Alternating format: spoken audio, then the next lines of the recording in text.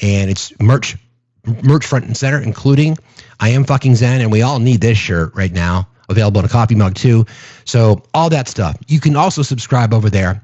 The target seems to be, let's get our subscriber count up here, marching towards, like I said, 325. So we need 24 or more subscribers between today and tomorrow. Would be great if we can wrap that up. So yes.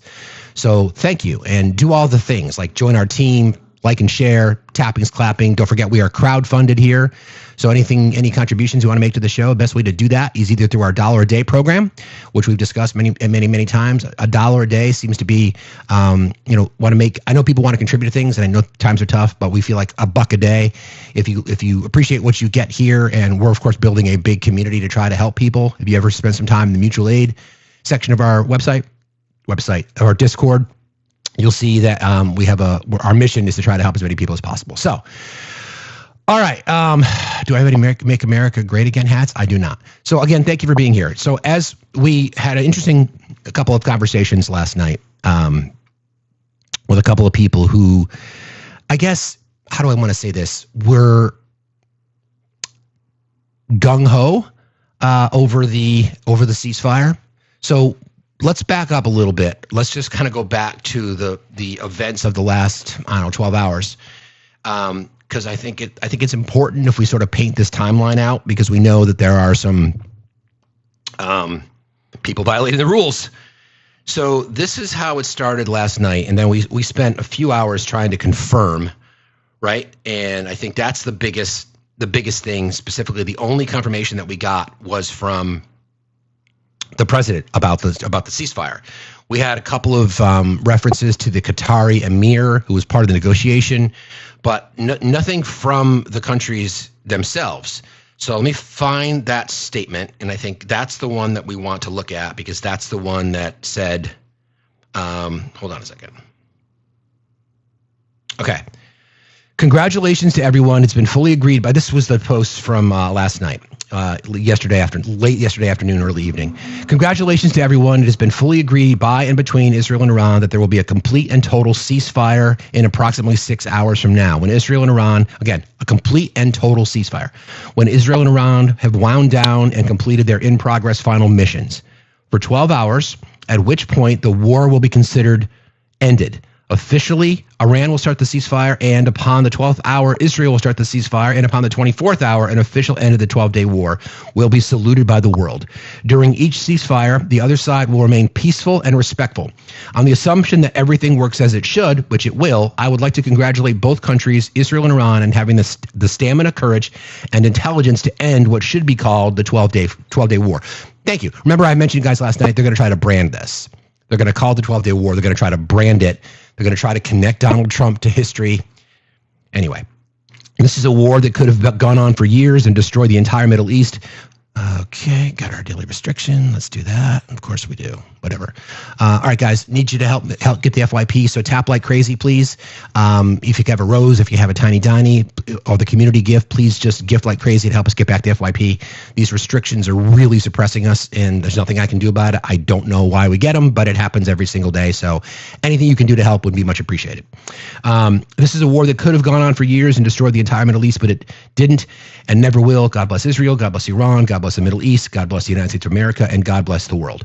So that was a statement from the president yesterday. And then, of course, we went into this thinking, all right, let's get some confirmation. I don't think there's anybody that would disagree that we would like there to be a ceasefire, right? Of course, that's what we wanted. All we were trying to do is confirm whether or not this was true. And the only confirmation we got was some back and forth communiques from the Qatari emir who said that they had negotiated with or shared or discussed terms of a ceasefire with Tehran, and then the president himself contacting Bibi Netanyahu. So it was J.D. Vance, it was Marco Rubio, and others that were attempting to connect the dots with the Iranian government. Okay, so things have progressed. So you heard the language. It was supposed to have ended last night.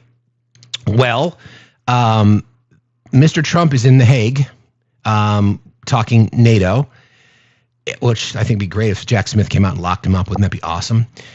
Okay. we're going to talk about the big, beautiful bill today because there's a lot to discuss there. Thank you, Swishy. Appreciate you guys. Thank you, Raiders. Appreciate you very, very much. All right. So then follows up a few hours later that the True Social post that I just wrote, and he says, Israel and Iran came to me almost simultaneously and said, peace, in all caps. I knew the time was now, again, in all caps.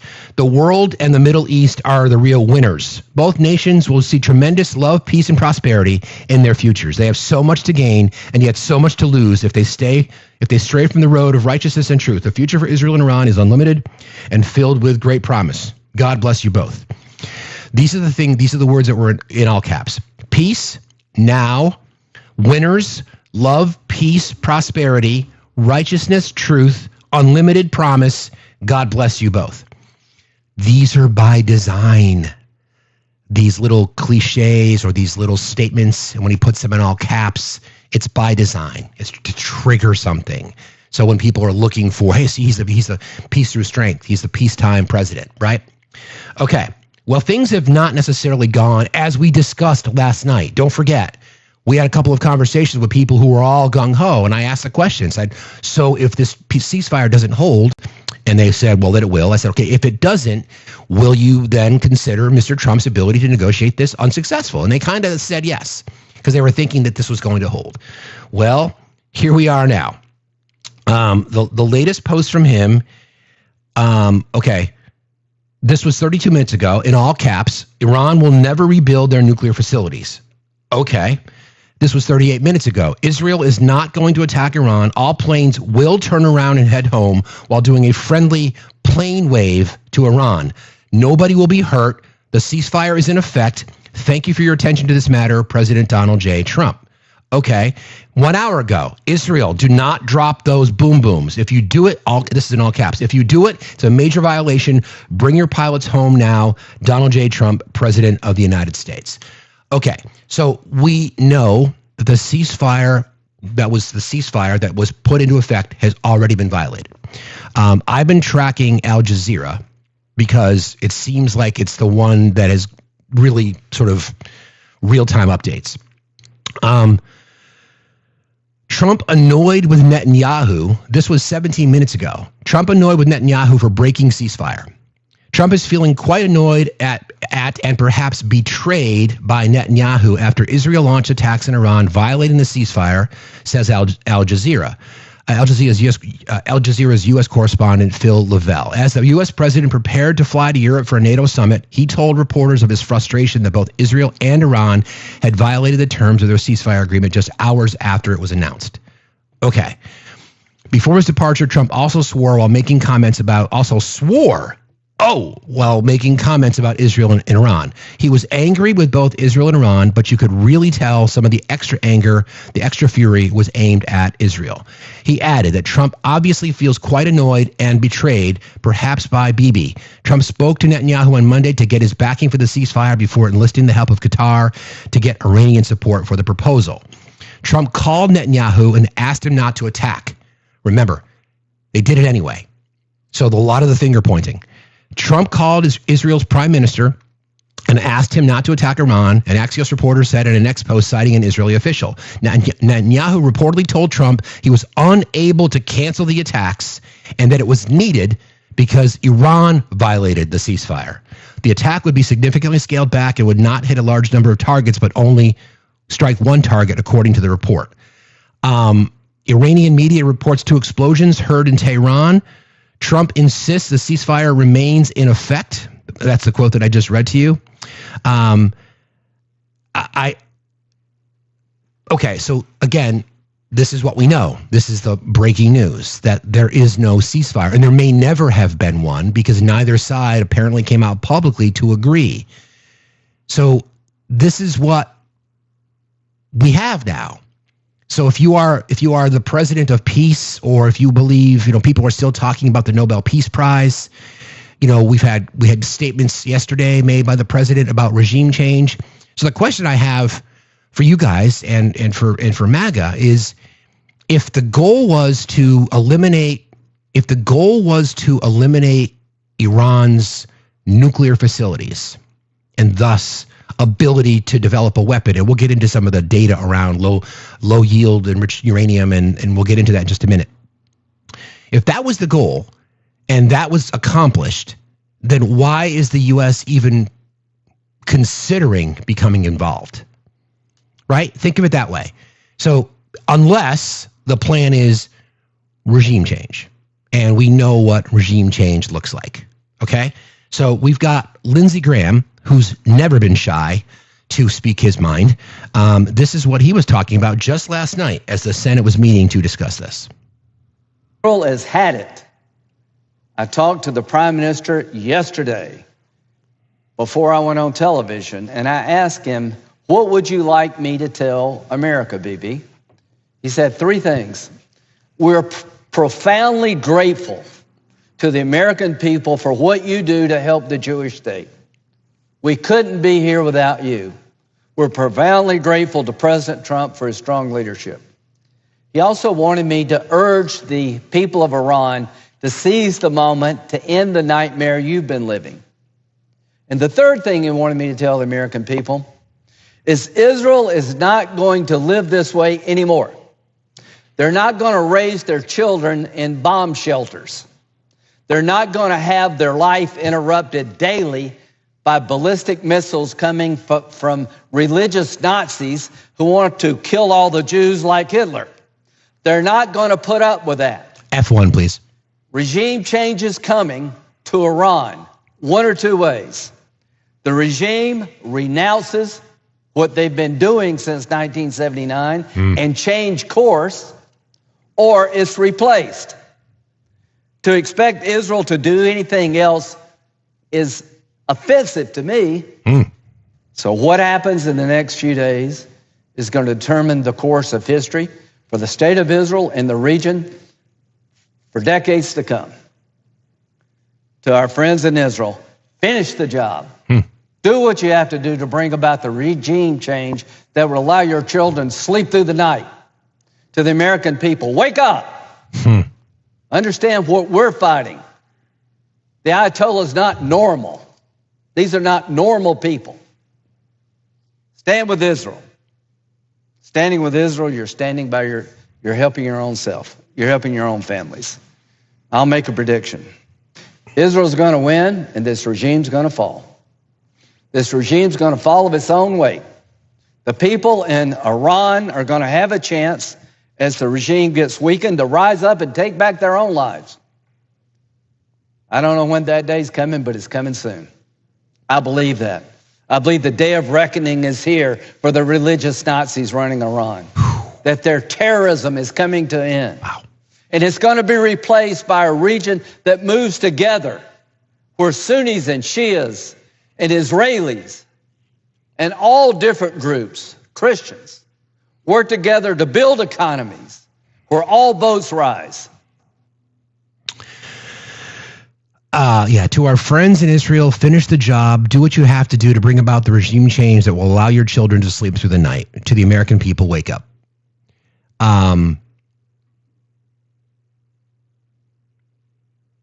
As we attempt to try, I know, right, Eve? Wow. Excuse me. As we attempt to navigate through this, and again, friends, cautionary warning, please just be mindful of the information as it comes flying our way.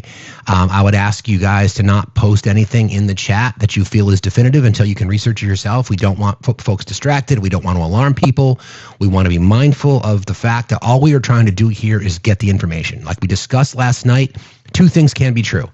We would want a ceasefire. We would want these hostilities to end. We would want this to end, right? And I have no reason to believe anything that comes out of the mouth of the President of the United States. So here we are, right? Here we are. We now sit in this space where, as we discussed last night, the likelihood of the ceasefire not holding.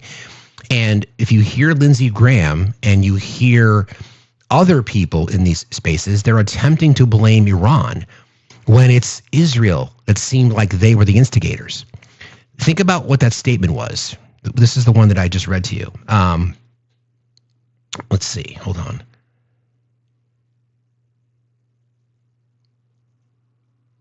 Netanyahu told Trump that he was unable to cancel the attack and that it was needed because Iran violated the ceasefire. Iran is saying that Israel violated the ceasefire. Now, considering that the entire lie told about whether or not, I should say this, it was Bibi Netanyahu, as we tried to have this conversation last night with people that claimed to be objective, although they couldn't, they proved it to us. It's over and Trump blamed Israel this morning. I know. Okay. So we know that Bibi Netanyahu is the one who told the lies initially, right? He's the one that said this. He's the same one who said WMDs back in post 9/11, and he convinced the American government, and the American government convinced the American people, and then its allies around the world, and here we are again. So who do we believe? So somebody's lying, right? Someone is lying. And just because we're having an objective conversation, we are going to be accused in the chat of siding with Iran. I'm not siding with anybody. Two things can be true. Iran is a state sponsor of T. We know that. There's no denying that. And Bibi Netanyahu is a pathological fucking liar. Those things can be true. So who do we believe? All right? I don't trust Bibi Netanyahu. I just don't, based on the things that he said and done. Okay? We know, again, revisionist history, but we'll talk about it. We know that the JPCOA was working. We know that it was working. We put people who are responsible to do the inspections under the IAEA, and we know that it was working. And as soon as Trump pulled us out of the JPCOA, what did Iran do? They began enriching more uranium. So it's like, why would any of us believe anything that comes out of the mouth of Bibi Netanyahu? So here we are now, right? Here's another update. Trump's latest comments likely to be received positively in Tehran. This is just 7 minutes ago. 24 hours ago, Trump was a sworn enemy of Iran. And today, he's putting Israel and Iran side by side and criticizing both of them, and while giving Iran the benefit of the doubt and talking about the Israeli activities in a different way. I don't know how this is going to be received in Tehran, but probably it's going to have a positive impact. It might give an impression that Trump is serious about the ceasefire, but how will this be translated into realistic diplomatic activities? Are the Iranians going to meet with Trump's envoy, Steve Witkoff? And are the Iranians ready in the future to meet with President Trump himself? Turkey urges Iran and Israel to respect U.S. announced ceasefire. This was 18 minutes ago. Again, this is on Al Jazeera. The Turkish Foreign Ministry has called on Iran and Israel to fully stop hostilities after President Trump announced a bilateral ceasefire. We welcome the news that Israel and Iran have agreed, but they haven't agreed, using both parties to fully comply and calling for dialogue and diplomatic channels to remain open. Again, Trump annoyed with Bibi Netanyahu for breaking the ceasefire. So there's the acknowledgement that Israel and Iran, well, Israel broke the ceasefire, and Israel is saying that we broke the ceasefire because Iran did. And remember, right, we discussed this weird language. Let me see if I can find that again. The weird language in the statement, and this was the part that we were kind of navigating last night to try to discuss to see what it actually meant. Where's that post? Everybody keep tapping and sharing, please. Don't forget about the community gifting goals today. Appreciate you guys very much. And don't forget, we are crowdfunded. If you want to support the channel, you can do so with the pay apps above my head. Everything, all my socials are at FactsStillMatter, whether it be PayPal, whether it be Venmo or Cash App. Okay. This is the part that was confusing to all of us, right? 12-day war, blah, blah, blah. I would like to congratulate both countries. Is this the one? Okay, here we go. The total ceasefire in approximately 6 hours from now. A complete and total ceasefire in effect 6 hours from now. So that's already been violated because they were lobbing weapons back and forth across borders at each other. For 12 hours, at which point the war will be considered ended. Officially, Iran will start the ceasefire, and upon the 12th hour, Israel will start the ceasefire, and upon the 24th hour, an official end of the 12-day war will be saluted by the world. So none of that was true. The ceasefire went into effect apparently, but it was violated. Israel claims that Iran violated it. I don't know how Iran would have violated it because Iran was the first country that had to stop firing boom booms. There's no evidence that they did. Israel did. They said that Tehran violated the ceasefire, and then Tehran responded. So it's like, this is why these conversations are so critically important, you guys. This is why we have to go through this exercise. I don't know. This is so weird. I'm trying to find the latest, if there's anything else. Okay, let me see. All right. I'm going to bring, somebody's requested. Oh, Obi's back. Okay. So listen, this is what we know. What we know was there's been this brinksmanship going back and forth. What we know is that it seems obvious to me, just based on the timeline and based on what the reporting is, that if all hostilities were supposed to stop, and then each country could wind down their missions, Israel violated those terms, and now they're attempting to blame Iran. Remember, we talked about this last night. We said that there would be this false flag and this bullshit operation where Israel will attempt to justify using additional force and then having the United States support it because of claims that Iran is the one that violated the terms. It doesn't appear that way to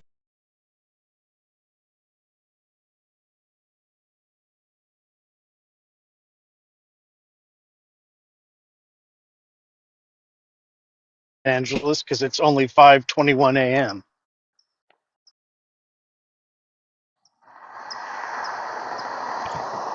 Hey, buddy. You're back. Yes, you are too. Hey, so here's picking up on what we discussed last night. So this is an important thing for people to think through critically.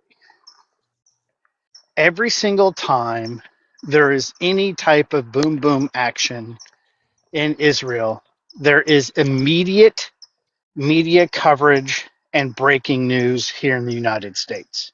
Mm-hmm. What didn't we see overnight? Didn't see any of it. Where's the evidence? Right? I'm not saying it didn't happen, but I'm saying I find it hard to believe that this one time nobody covered it. Right? There's Right. no media that's saying, holy crap, we really thought Taco had something going here, right? But the Lindsey Graham thing, first of all, I know, right? Bibi Netanyahu didn't say any of those words. I highly doubt it. None. No, Yeah. he didn't. First of all, okay, so again, critically thinking. Bibi Netanyahu will speak approximately 3 to 5 minutes each time, no more, no less. He is of little words because when you're awaiting trial as a criminal, you don't want to say anything, right? You don't want to get tripped up in something. You don't want to get confused about something. And he's never spoken at length to anyone publicly, right? So here's what we know. We know for a fact there was no negotiation signed or agreed to by all parties.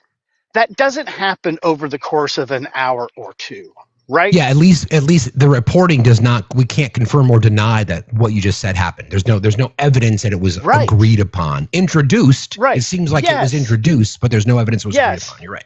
Yeah. Hey, Steve, I'd like to introduce you to the concept of you borrowing $1 million. Are you now a millionaire? No. Yeah. Yeah. I mean, sorry, that would be fucking awesome if I just like literally had a spare $1 million in my back pocket. Be like, hey, bro, here. Great. Yeah, thanks, buddy. Appreciate you. So we knew this was all bullshit, right? And here's the thing. In 2025, what kind of military yeeting technology can't be stopped or redirected or turned off? What do you mean you couldn't stop it? Yes, you can. How do I know that? Because it's our equipment. Exactly. It all has an off switch. Well, that's, I guess, the safest way to say it, right? Thank you. Yeah, exactly. And then Iran, Iran was very quiet, right? They were. They made one statement. They're like, hey, yeah, cool. Like, okay, we get it. Oh, we get to keep all the uranium that we enriched that didn't get destroyed despite Taco's statements. Okay, we're cool because that's all we wanted anyway, right? Yeah. So more of the statements. He told reporters that he thinks both sides violated it. This was an hour ago. Trump said he is especially displeased with Israel, which dropped a load of bombs, the likes of which I've never seen, right after agreeing to a truce. When I say you have 12 hours, you don't go out in the first hour and just drop everything on them. We basically have two countries that have been fighting so long and so hard that they don't know what the fuck they're doing, Trump concluded before boarding Marine One aircraft. So he is incredibly frustrated because, like we discussed this last night, when you go out publicly and you make that bold statement to say they have agreed, it's going to be a ceasefire, they're going to stop, you put your reputation on the line. The problem is his base doesn't give a fuck. Because even though last night they were doubling down that the ceasefire and Trump is this and it's great and blah, blah, fucking blah, now that it doesn't seem to have taken effect, they will find some other way to defend this. Well, it's not on Trump. That's on those countries. Right. Well, you told us last night that because of him, they signed an agreement. Yeah, well, it's different. Different time. Well, what about Biden? If Biden was there, they'd take all the chocolate milk off the shelves. That's who they are. If Kamala was in, we'd already be in World War III. Here's the thing. Is he the art of the deal, the great businessman, or is he constantly full of shit?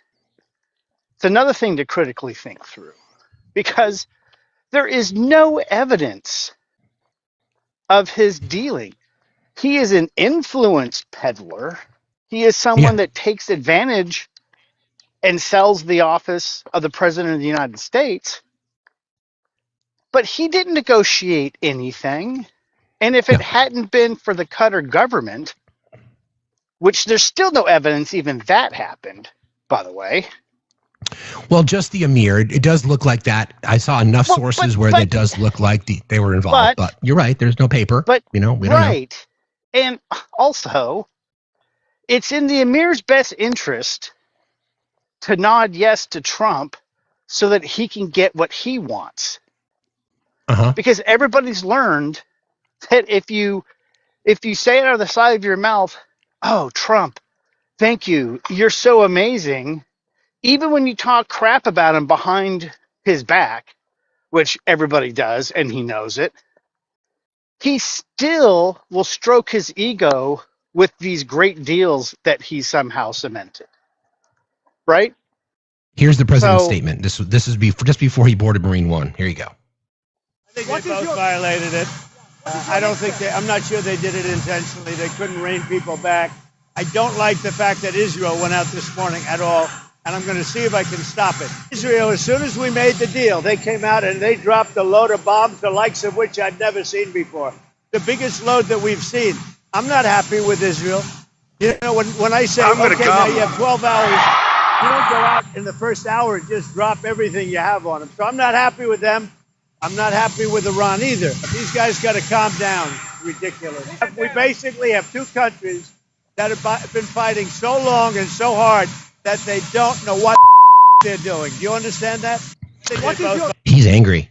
I'm going to come. He's angry. I mean, listen, this is the point, and you don't normally see him like that. You can find that clip. We'll post it in the Discord. You can see it. He's angry about this because he went out and told the world that because of me, there is now a ceasefire. And once again, because of me, there is now a ceasefire. And there wasn't, and both sides are like, we're going to blame everybody else. Who wins in this? You know who wins in this? Who wins in this is the military-industrial complex. That's who wins. That's who wins. And we're gonna talk about antimony in a little bit. Oh, nice. Yeah. So for people who don't know what antimony is, it's a rare earth mineral. And guess who found a massive store of antimony recently? That would be Iran. Antimony is vital in the construction of defense-related equipment and other things. So, yeah. So, what do we always say, guys? Every day? It's Follow about the damn money. The money. Money. Yep. Money, money, money. Follow money. the damn money. Exactly. So, again, we're going to track this all morning. Again, I want to thank our amazing mod team for putting the work in, and hearts in the chat for mods everywhere. You guys are the smartest chat on TikTok, and our mods are the best ones out there. So thank you guys for all you do. All right, so let's. I want to talk about a couple of other things because we've got a massive election today in the city of New York. And I want to make sure people are aware of what can happen in this mayoral race, because you've got two candidates from very different backgrounds. You've got former Governor Andrew Cuomo, we know who he is, and then Assemblyman Zohran Mamdani. And if you'd made a prediction on this, in fact, they are taking bets. If you'd made a prediction on this race 6 weeks ago, it would have been a blowout. Last poll is within the margin of error. Yep. So they're talking about every single borough of New York City. Early voting has been increased at a minimum of 55, 60, 75%, in some cases much more than that. Because Mamdani is running his campaign off of small dollar donors, like we've discussed in the past, and Andrew Cuomo gets his money from PACs. What you're seeing from the Mamdani campaign, the fact that they've narrowed the gap that much, is so significant because that speaks to voter activism, right? The massive door knocking campaign. And he has said some really interesting things about, I'll see if I can find the sound for you, about Governor Cuomo. I love the way in which he speaks. He's very direct. He's very to the point. Let me see if I think I have it someplace. Everybody keep tapping. He's very blunt without being rude, which is fucking awesome. Exactly. So polls show close contest between the two candidates, former Governor Andrew Cuomo and Assemblyman Zohran Mamdani, in the ranked choice election. Voters in New York City, they have ranked choice. You need to get 50%. If you don't hit 50, then they basically peel off candidates that are below the line. In order of preference, and if neither man gets more than 50% of the first place votes on Tuesday, a series of subsequent rounds will tally the final results based on voters' second through fifth place choices.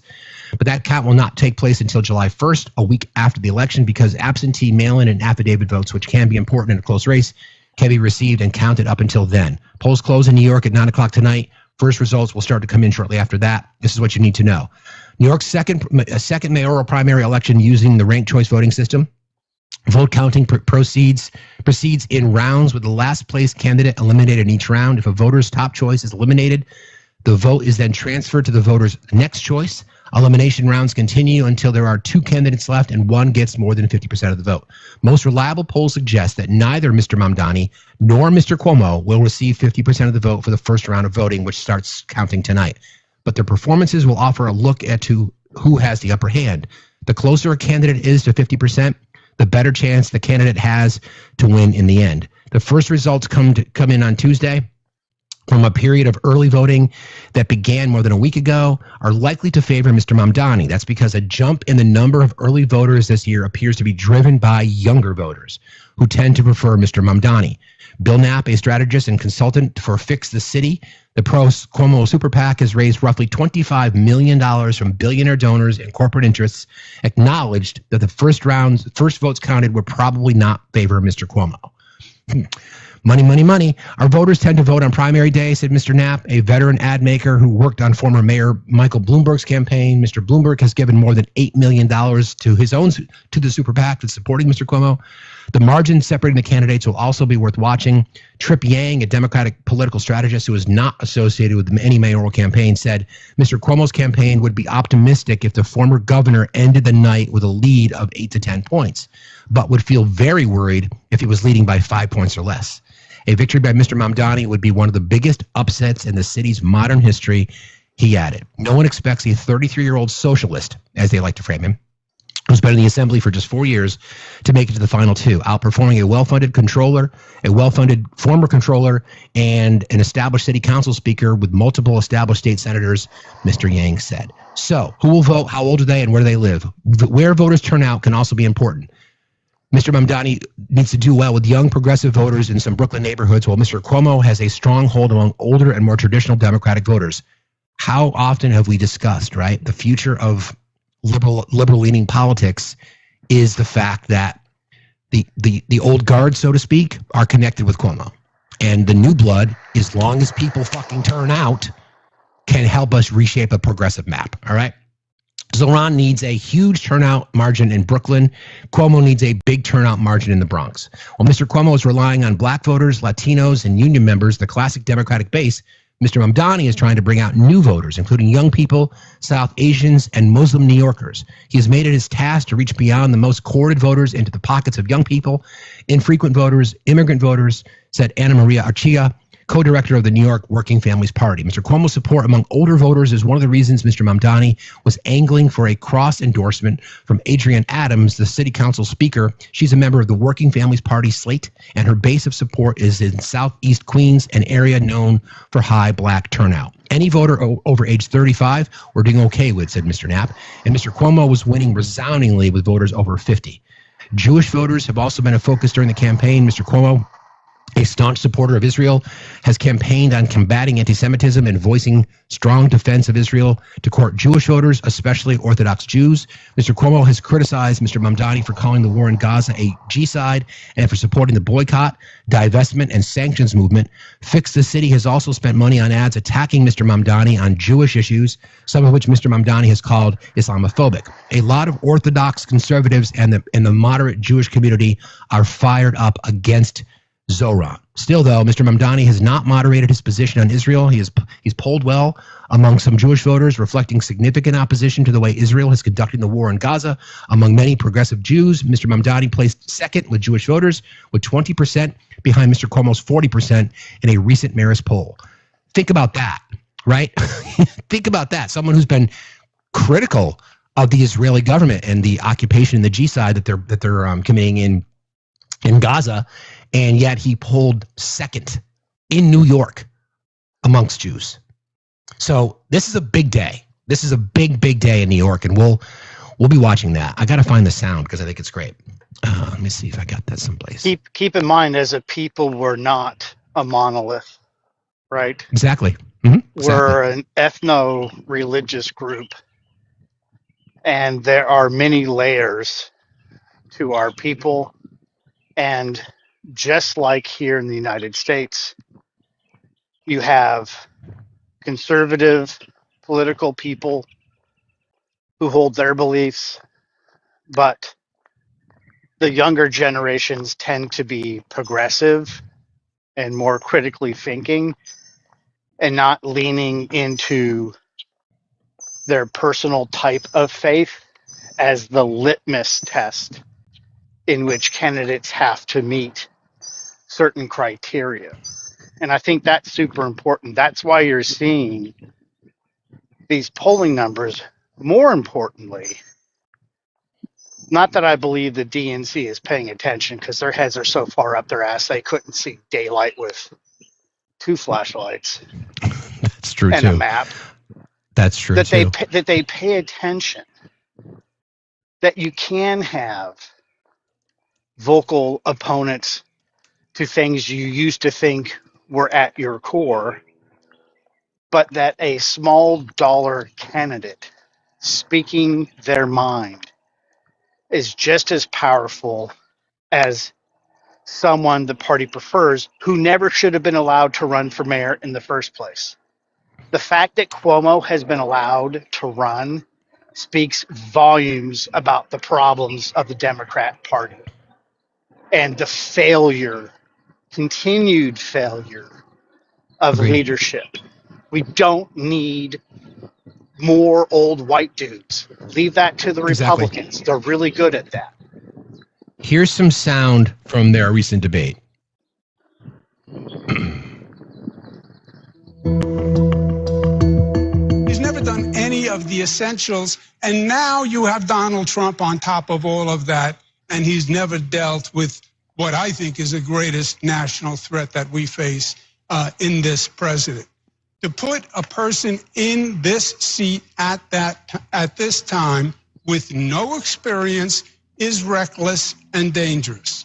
To Mr. Cuomo, I have never had to resign in disgrace. I have never cut Medicaid. I have never stolen hundreds of millions of dollars from the MTA. I have never hounded the 13 women who credibly accused me of sexual harassment. I have never sued for their gynecological records. And I have never done those things because I am not you, Mr. Cuomo. And furthermore, the name is Mamdani, M-A-M-D-A-N-I. You should learn how to say it. Yeah. I don't want to have to tell her work at the Department of Homeless Services. This is Brad Lander, who's another comptroller. Don't go work at City Hall because the mayor is a sexual harasser. They're going after Cuomo. I do want to tell you, though, about some immigrant New Yorkers that Andrew Cuomo screwed when he was governor. You get the point. So to Obi's point, right? To Obi's point, you've got this guy, and I love the way he speaks, Zohran Mamdani. Whether he wins in New York or not, that is a name for all of us to remember. You know, he's got this Obama vibe, meaning that he's a community organizer and he generates a lot of buzz within his community. That's how Obama got his start, right? He's incredibly articulate, very well spoken, eloquent, in fact, and he went right after Cuomo. And don't go after the ring. So I like him. So New Yorkers, listen, I've been very critical of New Yorkers just because I'm a Red Sox fan. How you doing? Whatever, dude. Like, get out of the fucking way. But today, I love y'all. Just today. Today, I love you all. If you go to the polls. If you go to the polls and vote for change. Okay? Vote for change. That's what this is about. This is potentially emblematic and or symbolic of what we're talking about over the next 2 to 4 years. This guy is endorsed by Bernie, endorsed by AOC. He is a democratic socialist. There's no doubt about it. He's a progressive politician. The things that he believes in are the things that we talk about every day.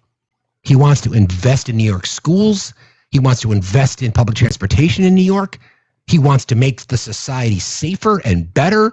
He wants to change community policing by investing in law enforcement so that they have access to mental health resources so they can address issues on the field. These are all things that we should all cheer for.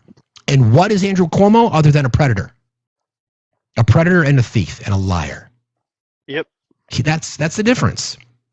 That's the difference. So what are New Yorkers going to do? And also let's a find Nepo. out how. He's also let's a find out Nepo how liberal baby. He is. Let's find out how liberal New York is today. We're going to find out. This could be a big shift, a big shift. And remember that name from a national politics perspective. Remember that name, Zohran Mamdani, 33 years old. He's an assemblyman, only been in government for 4 years. So if you were listening from New York today, whatever borough you're in, and you're not planning on voting, first of all, why? And second of all, please do, because this is a big day. All right. That's him. So here's some other news. We're continuing to track. I'm keeping my eye on the prize, so to speak, as we watch any further updates. Actually, there's a new Truth Social post. This just came out. Let's see what he has to say. Of course there is. Can we have it in the voice? Sure. Actually, that's not new. It's old. Oh, there's this. Hold on. Iran will never rebuild their nuclear facilities. Okay. Somebody said no voice. It's a They're very probably clear. a Yankees fan. There's two separate camps apparently on this. Okay, I want to talk a little bit about what's referred to, and I wrote it down here. Hold on a second. It's the yield of Iran and uranium. I just want to go back to the beginning a little bit, just because I think this is where a lot of the confusion and or lack of critical thinking has turned this conversation into what it's turned it into. There is 3 categories of uranium. There's low enriched uranium, there's high enriched uranium, and then there's weapons grade. There's 3 separate categories. And I've learned about this. Again, when you don't sleep, you have a lot of time in your hands. So the way that the JPCOA was written is that the requirements under the conditions of this treaty was that Iran could not enrich uranium above 3.78%. It's a specific number because that's the level at which nuclear power uses in some reactors. 0.7% to 4% is used in reactors. That's kind of how the process works. Again, I'm not an expert in this. I'm just researching this, and this is what I'm sharing with you guys. So low enriched uranium is uranium that has been processed to increase the concentration of the isotope uranium-235, the key ingredient for nuclear fission and reactors, but not to the levels required for nuclear weapons. That was in the terms of the JPCOA. What is low enriched uranium? Defined as uranium enriched less than 20%, most commonly enriched to 3 to 5% for use in civilian nuclear power reactors. It's still unstable for nuclear weapons. So that's what the JPCOA has, or the terms in the JPCOA. Low enriched uranium is legal under the Non-Proliferation Treaty if used for peaceful purposes. However, once a country has enrichment technology, it could, in theory, continue enriching to weapons grade. This is called nuclear breakout capability. This is why agreements like the JPCOA limit enrichment levels to 3.67% and stockpiles to prevent a fast breakout. So that's where we were. That's why we had the JPCOA, and then the JPCOA got torn up, and now people want to blame Iran for enriching their uranium. Well, okay. I don't think anybody would want, I can say this objectively, I wouldn't want to have Iran to have a nuclear weapon, but there's 4 countries that didn't sign the Proliferation Treaty. Yeah. And those 4 countries are India, Pakistan, South Sudan, and Israel. Iran signed it. Iran is in. Iran's one of the 191 countries that signed, 187 countries that signed it. Of the 191, 4 did not. India, Pakistan, South Sudan, and Israel. So who's the threat? Yeah. Can we have a clarification question? Because I think this is something that people are getting hung up on. Sure. When they talk about low grade and the percentages, right? Mm-hmm. Are they talking about the process in which they take the low grade and only enrich it to a certain percentage of its capabilities? Or are they talking about, of the total uranium that you have, please only enrich in low grade 3.6% of your supply? My belief is that the media keeps saying this incorrectly. I believe of the low grade uranium that they have enriched, out of their total supply, 60% of it has been enriched between 2 to 4%, right? I don't believe what they're saying is that all low grade uranium has been enriched 60%, because that wouldn't be low grade uranium anymore. That would be weapons grade. So it'd be great to get some clarification. Math is important. That's a fair point. I read it as such, as that the terms of the JPCOA made the conditions were Iran could not enrich their uranium beyond 3.67% of total supply. Of total supply. That's how I read it. Okay. Right, but what I'm saying is MAGA is saying, oh, but it's now at 60%. I think MAGA thinks, because they don't critically think, that somehow they've taken low-grade uranium and upped it through the breakthrough process, and now that 60% of it is weapons grade. I think you're probably right about that confusion, or it could be a combination of a couple of different things. So they categorize it. This is the best breakdown I could find. There's 3 separate categories. LEU, which would be low enriched, would be less than 15 to 20%, which is for power reactors. Right. Highly enriched, which would be greater than 20% to 70%, would be research and naval reactors. And then weapons grade would be considered anything 90% or greater, which is used for weapons. So then even if we bought the 60%, that would only be high. It wouldn't be weapons. Correct. It'd be research in naval reactors and other forms of energy. So again, that's the cleanest breakdown I could find. So at greater than 90%, critical mass is achieved. Yeah. Chain reactions occur way, rapidly and effectively, requires less material and simpler detonation mechanisms, and then it's easier design.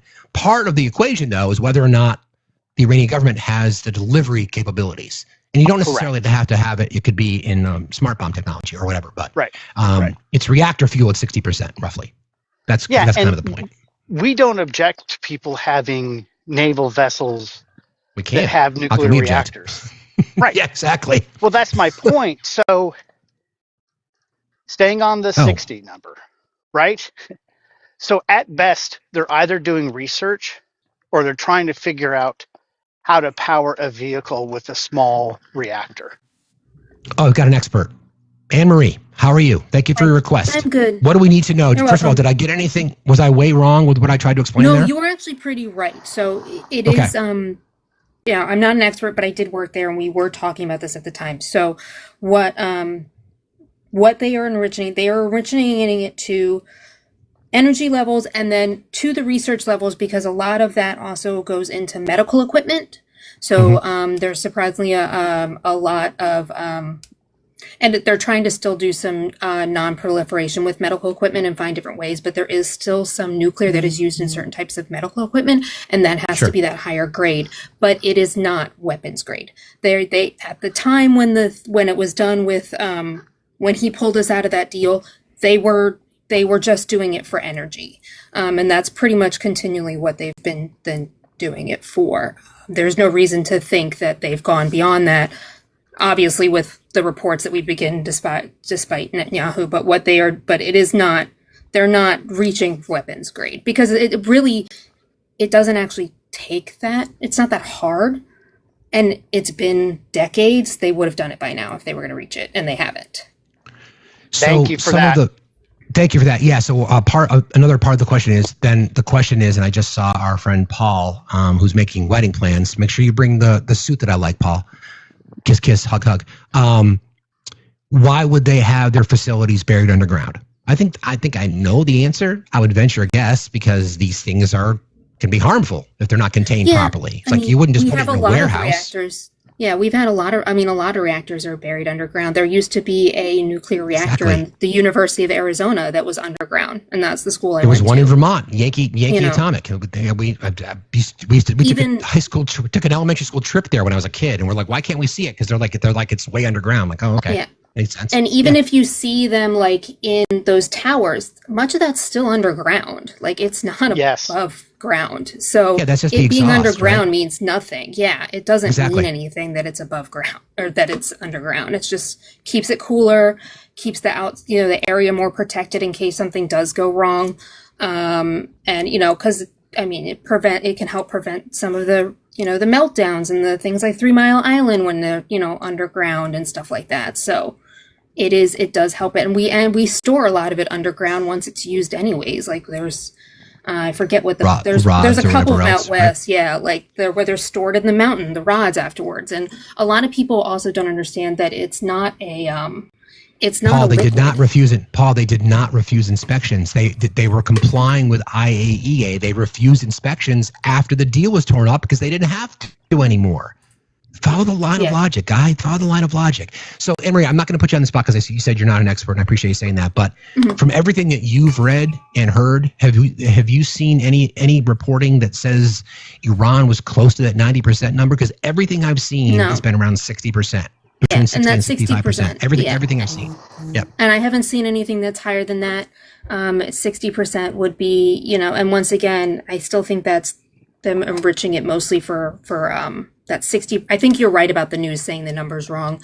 They probably are enriching some of it higher for research and medical and things like that, but most of it's being enriched for energy. And Patrick, you're wrong. Bulk of it, that 60% is low. Patrick, you're wrong. It's 90% for weapons grade. Let me just add, the reason why I called this out is that there used to be, through OFAC, an exception for medical grade equipment with Iran, meaning we could sell that to them. Once that agreement was torn up.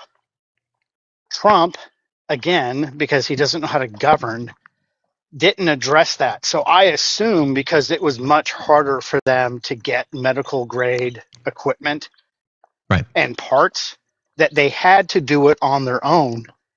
That's why I'm so hyper focused on these numbers, because the math is super important, right? And had it not been for the guest above me, and by the way, I'm walking so I can't see your name. Worries. We wouldn't have had this consensus, right? So again, we don't know what percentage of their supply they've enriched, but what we do know is that they definitely don't have weapons grade, because I mentioned this last night too. Like, I love math and science. It doesn't take that long. Like, they have smart people there. If they wanted it, they would have already had it, because we've been talking about it since the 90s, right? Exactly. And to further your point, when you have people, and I was going to mention Marco Rubio. Marco Rubio is out telling the world that 60% is weapons grade. We just know that that's not true. So all we are trying to do is get accurate information. Everything that I've read, and thank you, Anne-Marie, I know you're, like you said, you're not an expert, the confirmation that we have the similar setup. Our reactors are buried beneath ground. Chernobyl was below ground. 3 Mile Island was below ground. All these things, it's not uncommon. So, Patrick, you fell into the same lie. Why would they put their stuff underground? Because it's a safety measure. That's why you do it. Why did they not let inspectors in? They did let inspectors in 24/7 during when the JPCOA was in effect. They don't have to do that. There's no agreement anymore. They could have just said, sure, no problem. They didn't. That's their call. That is their call. So let's try to get. I'm desperate for people. This is so fucking serious. This is not like reading a court document. This is so serious. We're talking about big boom booms here. Everything that we've read. Obviously, the more you enrich, the closer you get to the ability to turn it into weapons grade. I think we can all be objective about that, right? But there's no evidence. No evidence. In the intel that we went through this exercise last night about Tulsi Gabbard and the global intelligence community saying they were not at the weapons grade. They weren't. And his own intelligence people telling him that they weren't, and he chose not to believe them. I think they're wrong. While the people that are supposed to be providing you this information are the ones that are the experts, you're not going to believe them, but you're going to believe, I got you, Manny, thank you, but you're going to believe Bibi Netanyahu, who has already told the freaking lie. I just want to say thank you for letting me come up. I have to go. I have to meet some workers, but thank you so much. Thank you very much. I appreciate you very much. Have a good day. See you later. That was great. Okay, so something new from Al Jazeera. Let me just check.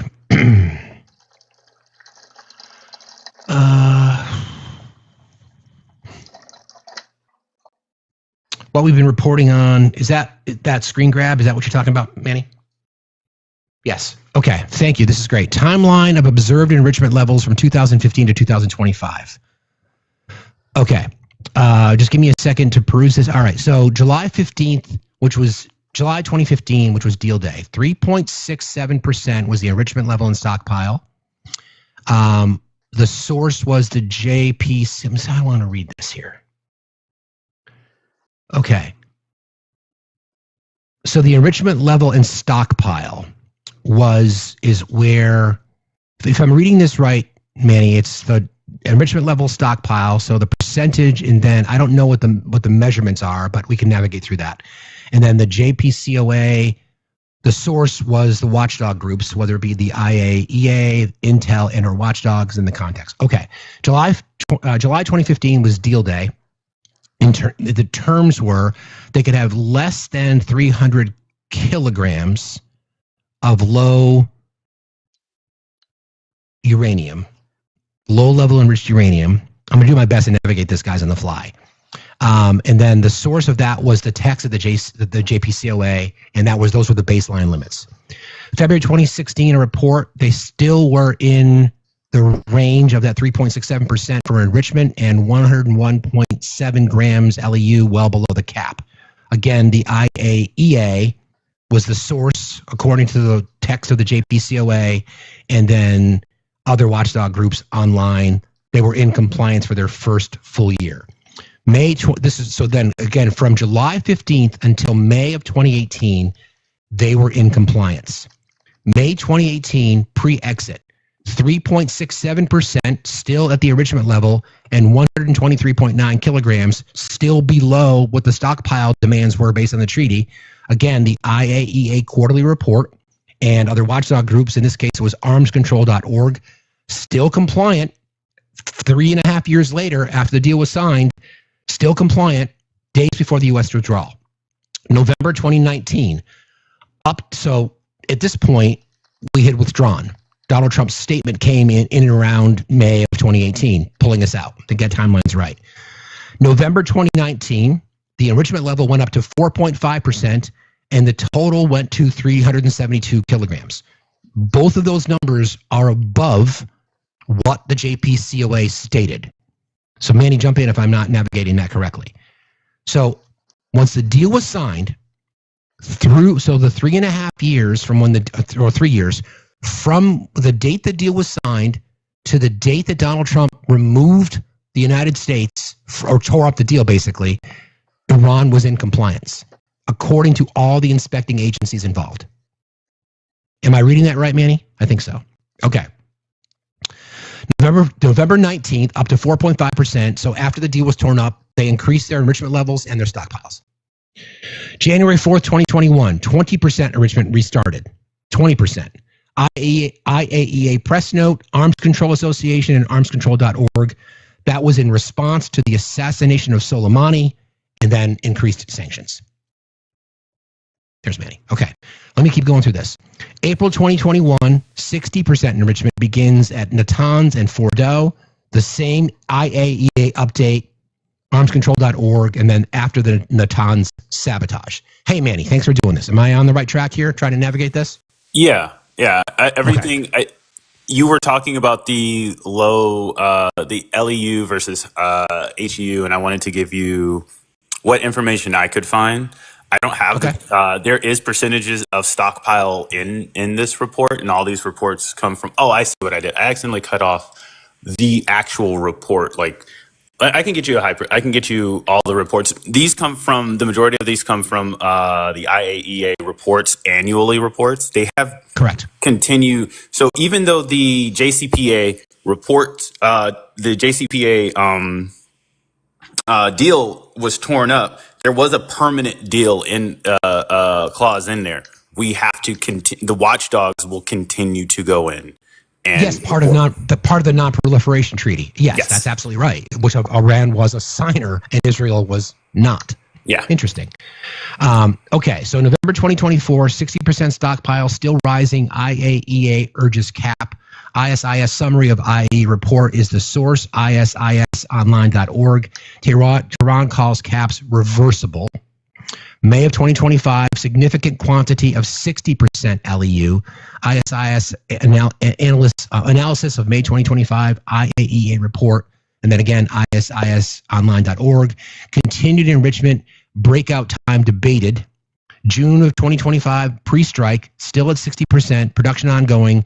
Natanz, which was one of the bases or facilities that was hit, PFEP hit by Israeli drone 13 June. The Director General from the IAEA provided that update. Facilities were already damaged before the U.S. strike. And then 22 June 2025, Iranian MP claims Fordo damage superficial. No radiation leaks. Uranium said to be removed beforehand. That, again, comes from a combination of Tasnim, IRNA reports. Impact is still unverified by IAEA. So that's the timeline. You knew exactly what you were reading. I just wanted to make sure. Because first of all, thanks for putting this together. This is fabulous. So just a real quick, the summary. From the date the deal was signed, which was July of 2015, until the time that Mr. Trump pulled the U.S. out and basically tore up the deal, Iran was in complete compliance. Yes. They as well as the rest of the world were believing that because the United States as a signature, as a signee, voided the deal would be voided. You do not adhere to a deal when that happens. So they said, okay, bet. And they went to 4.7. or 4.5. After which they didn't go into 20 until the I don't know the unaliving of Soleimani. Yes. Yep. As well Correct. as the sanctions that were put on, right? Correct. They even stated multiple times throughout Trump's first presidency they want to do a new deal. That's why we kept hearing for 2 or 3 years that he would make a new deal. That's why Rex Tillerson said, don't get out of the deal, just revise the deal, redo the deal. And that's why he fired Rex Tillerson. He pulled out of the deal, and we don't have a new deal. So again, I know facts are hard for everybody. I know Paul, Patrick, all the Justins of the world. The country of Iran was in compliance. This is not Manny or Obi or myself defending Iran in any way. We are only reporting on what the deal was. The deal was effective. Sanctions were removed for the Iranian people, which benefited them. The society was looking for change. They did not have the capacity at that point in time because they were following the rules. They were inspected, spot inspections. They did not deny access. They followed the fucking rules. And as soon as President Trump gets all pissy and takes out Soleimani and pulls us out of the deal, they're like, all right, whatever. we're gonna enrich because we can. So these are like, this is the truth. This is just the reality of what we're living in now. And the reason that this is happening is because of Trump. This is not TDS. You guys have it. This is just the fucking facts. I know the truth hurts. They really do. Anything you want to add, Manny? I don't have the answer to this, so I was going to look for it, but I'm also getting dressed for work. So if you guys have this answer, was Israel the one that gave us the intelligence on Soleimani? Yeah. So Israel gave us the intelligence on Soleimani because of the fear that they were actually, going for nuclear weapons. Israel gave us the intelligence about Iraq because of the fear of nuclear weapons. And now Israel Bibi Netanyahu specifically. And then now, once again, Israel gave us the intelligence out of disregarding everybody else's intelligence that Iran has, once again, nuclear weapons. Why are we continuing to, I don't know why I'm even asking this question. Why are we continuing to listen to their intelligence agencies or him? You know the answer. So we heard from Lindsey Graham. I'm not sure how long you've been alive today, but we played the sound of Lindsey Graham because they're talking about regime change. That's what this is about, right? And then we're going to get into antimony in just a minute about how Iran just discovered a stockpile of antimony, which is necessary in the defense industry. So that's all part of it too. Follow the fucking money, right? Follow the money. Yeah. So you're exactly right on that timeline. Most of the intelligence that the United States government gets from that part of the world is either through the IDF or through Mossad, which is the Israeli intelligence agency. So in the past, it's always been considered, like, I guess, reliable, right? But Benjamin Netanyahu is the one who's been the voice of it. So who knows what the intelligence actually is. The issue, though, is that the global intelligence communities have just disagreed. Like, no, there is no evidence of Iran being close to a weapon. They've been following the rules, and then you guys tore up the agreement, and now, thankfully, nuclear proliferation, of which they are a signatory on, they have abided by the rules. The only country that hasn't, shocker, is Israel. Right.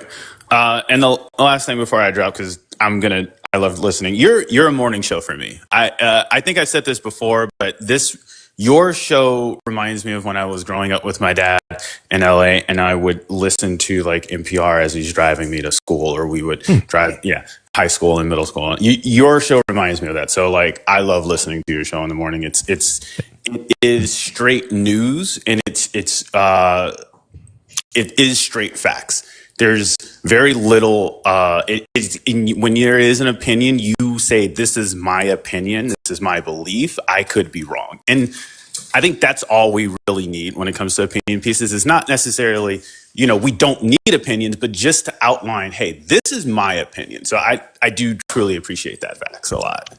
I appreciate you saying that, brother. Thank you a lot. And thank you for being part of our new community, now a mod. So you have the power. I appreciate you, buddy, very much. I appreciate you. Thank you so much for being here. All right, have a good day, Manny. Safe out there. Later, Obi. That's awesome. Thanks, Manny. I appreciate that.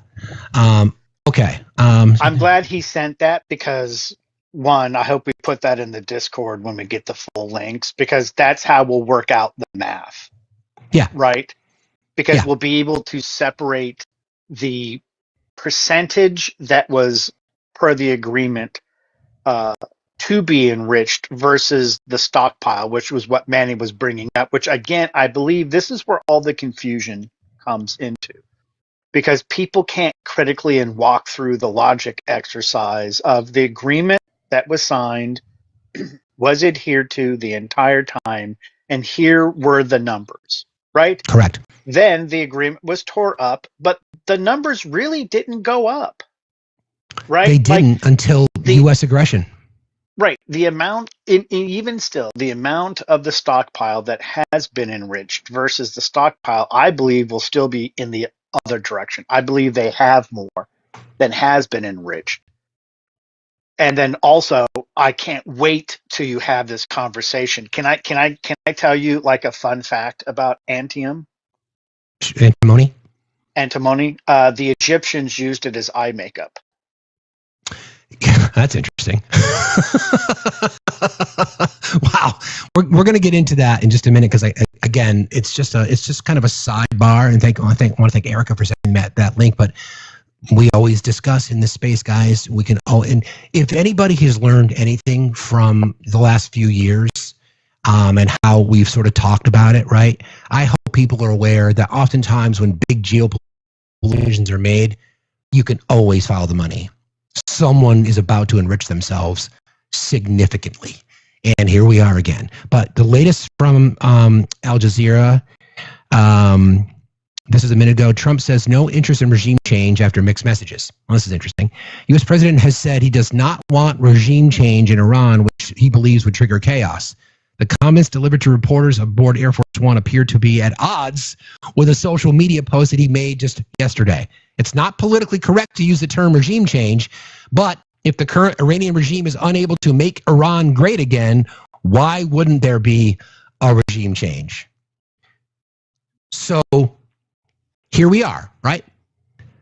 Now, I personally believe, again, thank you to Manny's point, in my opinion, smart guy, but he's conniving. So if he makes a statement, he can play it both ways. When he makes a statement like, well, why wouldn't we want regime change? And then he says, I don't want regime change. Then no matter what happens, he can say, see, told you. And his base will say, well, he doesn't want regime change. He said he wanted regime change. Well, he also said that he does want regime change. Yeah, but then he thought more about it and now he doesn't want it. This is why this shit is fucking crazy. Because he'll just say whatever he's on his mind at that particular point. And again, I do think he's dumb as a post, but he's also very conniving. And he knows how to fire up his base. He knows when there's any discussion and or confusion, he's going to come in and say, okay, well, regime change is probably bad. And I did kind of allude to that. So I'm going to make a statement saying, I don't want regime change. That would trigger chaos. So anybody talking about regime change, they're crazy. Yeah, I said that, but yeah, we don't want that. That was not me saying I want regime change. That's just saying if the current Iranian regime is unable to make Iran great again, why wouldn't there be regime change? That's not me saying I want regime change, but wouldn't other people want it? So it's really this conniving bullshit tactic that he likes to use. And we're going to get into antimony. I'm going to bring up Eve real quick, and I'm going to run and take a quick break. I'll be right back. Everybody, please keep tapping and sharing, friends. Appreciate y'all. Good morning, Obi. Good morning. Good morning, Eve. Good morning, everyone. Y'all know that I'm here to remind you to support our fabulous hostess with the mostest. He's our eloquent empath, educating empty-headed ignoramuses with every encounter. And he's here every day with that fiery feral fist for freedom, bringing you facts over feelings, because facts still matter, and they always will. So if you have the means, let's help Facts meet his gift goal in subwaves. Subscriptions are an easy way to show support. You get access to emotes and sub-only events like our weekly giveaway raffle. You can show support directly with the pay apps in the link tree of his bio, which is a great way to avoid the TikTok tariffs. You can find the Facts HQ and Discord link there as well. You can reach the Facts HQ via FactsStillMatter.site, and you can check out all the merch. Another great way to show support. I want to remind y'all that Steve is here for over 20 hours a week on this show alone. That does not include the F1 Fight For Town Hall or the Facts After Dark shows that he does. And he does this because he's unrelenting in his commitment to this community and providing a platform for voices to be heard. So please show your love. I'm encouraging y'all to participate in the dollar donation drive. Giving $1 truly adds up, and it makes a huge impact. Again, we have a lot of folks that are asking for help in the mutual aid channel, and we want to give back to our amazing community. And with your help, really, you can help us to continue to make this the best community on TikTok. Now, if you're just looking for a fun free forum for the Facts family to frolic, then Discord is the place. If the link in the bio doesn't work, try to copy and paste it into a browser. That usually does the trick, but if not, reach out to a moderator. We'll hook you up. When you join, please open a ticket. There's a couple quick questions. If you need assistance with that, reach out to a moderator in the unverified lobby. We'll help walk you through that. Now, if you haven't already, please click that follow or heart me up at the top of the screen next to Fax's name. You can join the team for the cost of a penny. You can do this every day, and it helps the algorithm to keep us on the FYP. Also, collecting your daily check-ins under that same tab also helps. The main thing that we ask of y'all, though, is to interact in the comments as well as tapping your little hearts out. It's always free to tap and share out the live. If you don't have any friends, you can click the copy link. It works the same as a share, and no one will be the wiser. After this live stream, head on over to YouTube and subscribe to Facts Still Matter there as well. You can also find him on Twitch, and subscriptions on YouTube and Twitch are free, just like following your favorite creators here on TikTok. Lastly, be kind, smile at a stranger, and have a fuck your feelings kind of day. Thank you, my friend, so very, very much. I appreciate you. You have a lovely, lovely, lovely day. I appreciate you too. Whee! By the way, there's like massive heat dome over the U.S. So please, friends, make shade. If you can stay indoors, stay indoors. I don't have an air conditioner in my house except for my bedroom, which was nice and chill last night. If it was like 5 below 0, I would be much happier sleeping in that with lots of blankets over me than if it gets above 75, because I get cranky. My dog is like laying on the floor, pathetic, because it's so freaking hot in our house right now. So it's crazy. All right. Real quick, want to thank you to Kelly, Tequila, to Bonita, Stacy for your kind contributions, guys. Really appreciate you very, very much. Okay. So let's talk about antimony. So antimony, Iran has discovered 7,000 metric tons of antimony 3 months ago. They discovered 7,000 metric tons of antimony after 10 years of exploration, with the largest deposit located in the southeastern province of Sistan and Baluchistan. The reserve is estimated to account for 10% of the entire global supply, making it a strategically significant find. Antimony is a rare metal in solar panels, flame retardants, and wait for it, military equipment, with demand rising amid global supply chain shifts. Prices for high-purity antimony are projected to climb sharply, especially due to China's export restrictions. This discovery aligns with Iran's broader efforts to diversify its economy beyond oil by expanding its mining sector. Interesting, right? Interesting. Yeah, what will be even more interesting, because it has a lot to do with battery technology also. It does, right? Indeed. And China and Iran hold the largest deposits collectively between the two of them. They do now. Yeah. Iran, I don't want to tell you that you should be making electric vehicles, but maybe you should be making electric vehicles. Seriously. So antimony, again, this is antimony crisis. Rising demand and political tensions push prices higher. Push prices higher. Again, say it with me, friends. Push prices higher. So when you have access, push. Hey now. Wait. Okay. So remember, part of the ceasefire that failed in Ukraine was that the United States was pushing for the Ukrainian government to give United States businesses access to their rare earth minerals, of which antimony is one. Not as much as they have in Iran and China. Is it starting to make sense, everybody? I mean, I know you guys are the smartest chat on TikTok, but is it starting to make sense? Okay, so antimony, a critical mineral used in a wide range of industries from energy storage, batteries, to defense, is facing a severe global supply shortage that is driving prices to unprecedented levels. The situation, exacerbated by geopolitical tensions and environmental regulations, is starting to affect industries across the globe, from manufacturers of lead-acid batteries to military equipment producers, the military-industrial complex. As the supply of this vital mineral tightens, companies are scrambling to secure a reliable source while consumers face higher cost. China has long been the world's largest producer of antimony, accounting for approximately 60% of global output in 2024, which is part of the reason why China does not want to get into a war with the United States. They don't. They are a manufacturing company. They have no interest. Russia can't, in my opinion, because of what we saw, how they were exposed in the situation with Ukraine. They can't fight on two fronts. And Iran will follow what China and Russia does, and Iran by themselves cannot take on the United States. So I hope that tempers, again, my opinion, I hope that tempers people's fears a little bit about WW3, okay? China has long been the world's largest producer of antimony, accounting for approximately 60% of global output in 2024. However, the country's output has been decreasing due to a decision to restrict exports. So, if they're reducing exports, then the world needs to find resources and access to antimony in other places. Coincidentally, Iran discovers a vein where they can provide 10% of the world's supply. And then lo and behold, Iran gets attacked.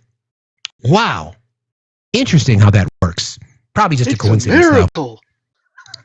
In late 2023, China added antimony to its list of controlled minerals, requiring exporters to obtain licenses for overseas shipments. Later, by December, the country imposed an outright ban on shipments of antimony to the United States, a retaliatory move following U.S. restrictions on advanced semiconductor exports to China. Tariffs. These export controls have caused a dramatic reduction in China's global antimony supply, which is now just 1/3 of what it was in 2022. While China tightens its grip on the mineral and production, disruptions in other key regions, global shortages have deepened, driving up prices sharply. The price of antimony has skyrocketed over the past year, more than quadrupling from $15,000 per ton to over $60,000 by mid-2024. In some markets, prices have reached a record high of $51,500 per ton in 2025, according to sources like Military Corp. The surge represents the fastest price rise in over 40 years, with European prices jumping by 75% in just a year. Experts predict that if the supply shortage persists, antimony prices could climb as much as $100,000 per ton. This surge has had immediate consequences This surge has had immediate consequences for industries that rely on antimony, particularly battery manufacturers, electronics producers, and defense contractors. U.S.-based companies such as Clarios and Honda, which use antimony in their lead-acid batteries, are feeling the strain as procurement costs skyrocket. The Responsible Battery Coalition, or the RBC, which represents major battery manufacturers, has called the situation a national emergency, urging policymakers to treat the shortage as a national security concern. While the lead-acid battery market remains the largest consumer of antimony, its applications extend across many industries. The flame-retardant properties of antimony make it indispensable in products like fire-resistant clothing, construction materials, and electronics.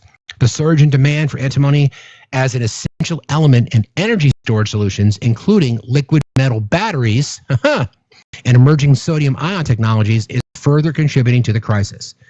The defense sector also faces an urgent need for antimony, as it is used in more than 200 types of ammunition. By the way, who's the biggest arms dealer in the world? That would be the United States. Exactly.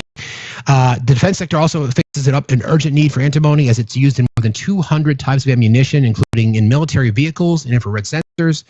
As the U.S. Department of Defense intensifies its focus on securing critical mineral materials, the shortage of antimony has taken on even greater significance. Despite the pressing demand, U.S. manufacturers are finding it difficult to secure a stable supply. Wow. What a coincidence. They just found a big supply. Nils Backberg, director of consultancy project Gray Market, where stockpiled materials are being sold at inflated prices. As a result, many manufacturers are passing on the higher procurement cost to their customers, causing an increase in product prices. While antimony is still being mined in other countries, including Russia, Myanmar, and Tajikistan, political instability and environmental challenges are hindering production in these regions. Russia, which holds a significant share of the world's antimony reserves, has seen its output drop due to Western sanctions and the economic fallout from the Ukraine war. Meanwhile, Myanmar's political unrest has led to political production disruptions that further complicate supply chains. The U.S., which has historically relied on imported antimony from China, is taking steps to reduce its dependence on international sources. Efforts are underway to revive domestic production, but challenges persist. So, that last statement.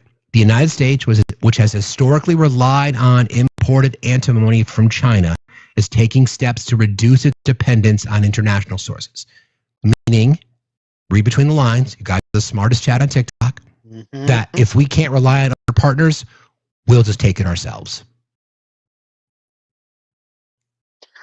Yeah, I mean, doesn't regime change have parentheses after and in between the parentheses is steal all natural resources? Pretty much. That was from the article. I found it on WION News. And they cite articles from Reuters too. I just put it in the Discord. The mods will post it in our general chat. Point being, like everything, it's just about the dollars and cents. I mean, think about burgeoning industries. Think about the military-industrial complex, which is the biggest industry in our country, right? And the recognition because of failed U.S. foreign policy, specifically into the Trump administration regarding China and regarding Russia, the global supply of antimony, which is pivotal in the construction of defense-related materials because of its, heat resistance and fire resistance and all these kinds of things. So now U.S. is trapped. We need to find a resource. So we got to act quickly. Iran wow. I know what we'll do. Why don't we do this? Why don't we allow Bibi Netanyahu to spread rumors that there's, my opinion, okay, for purposes of this conversation. Why don't we allow Bibi Netanyahu, since he did it before, to spread rumors about Iran being close to producing a nuclear weapon? We'll use that on the antimony supply, and then we can reshape the global market. Everybody good? You guys, you billionaires over in the corner, you guys good? Sweet. Military-industrial complex, you guys good? Awesome. Burgeoning industries regarding batteries and EVs, you guys good too? Elon, I see you. Dude, you look whacked. You good? Sweet. And we get fucked again. And scene.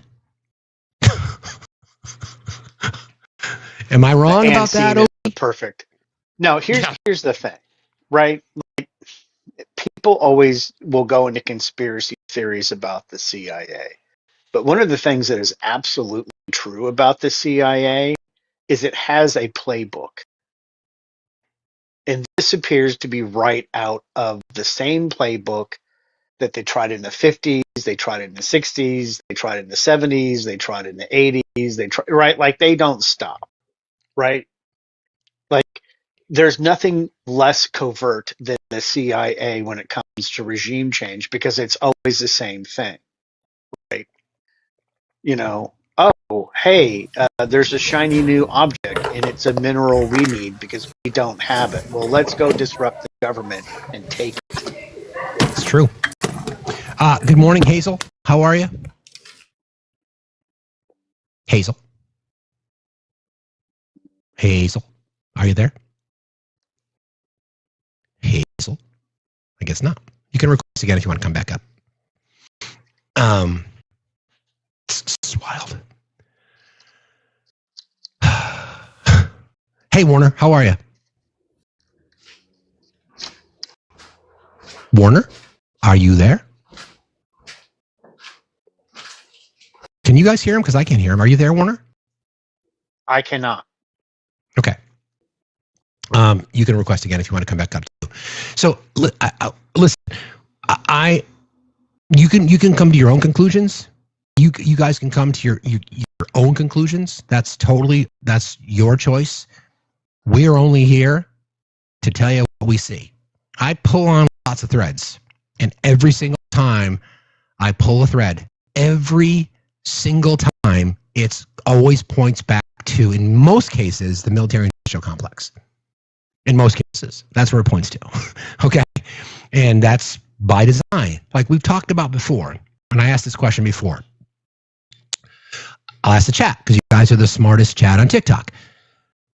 What does our country prioritize? We need 3 subs, guys, for a subwave. The answer is billionaires. That's what we prioritize.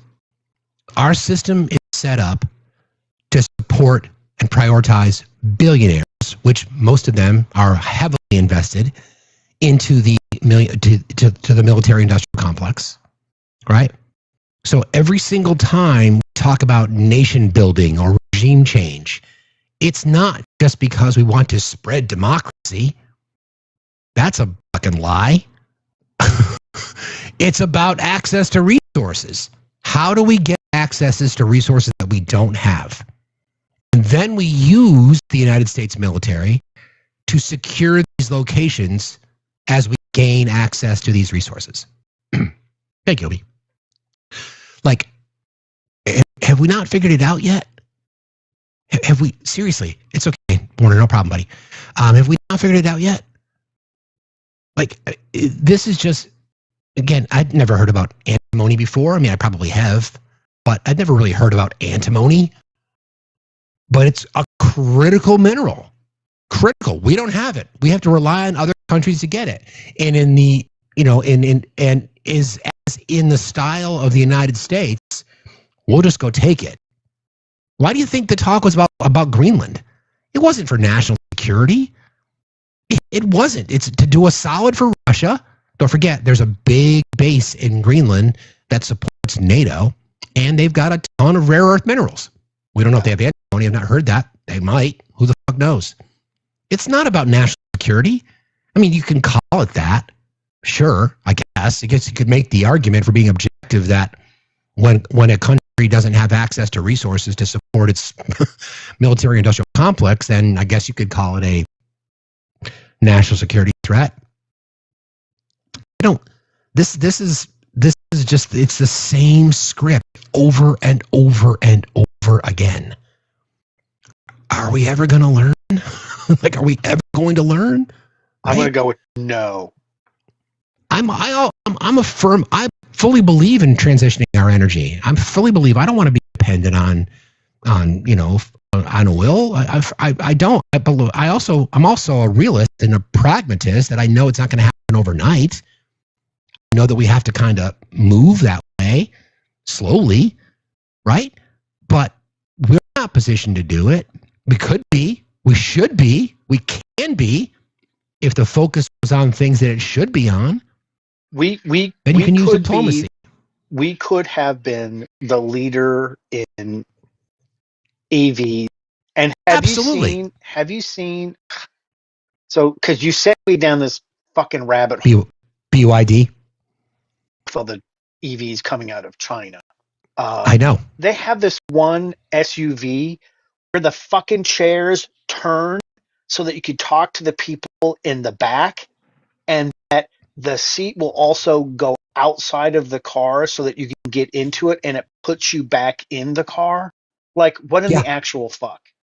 Right? Well, I mean, and they've developed battery technology because they have access to antimony and other rare earth minerals that you can recharge a complete recharge in less than 5 minutes.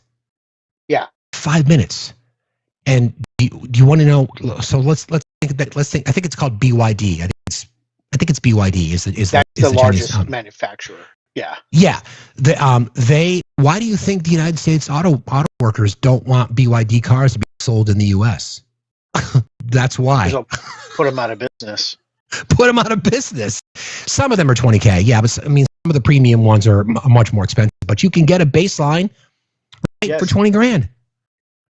And apparently, I guess they've improved battery technology. They've now improved battery technology so much so that cold weather climates don't impact them like they do. That less degradation.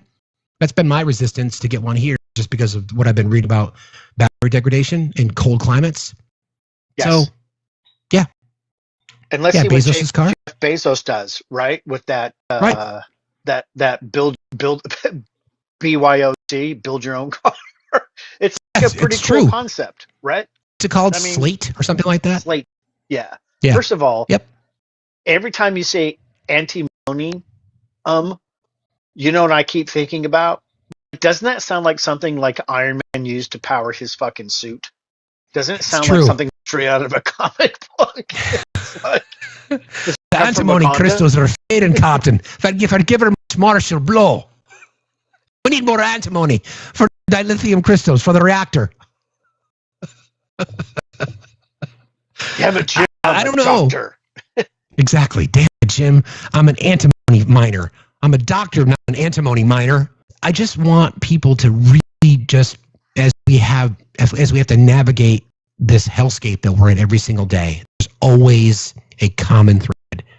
And it's always about the billionaire class enriching themselves on the backs of everybody else. It doesn't matter who gets killed in the line. Doesn't matter what the collateral damage is. It does not matter. It is a machine that will turn us all up.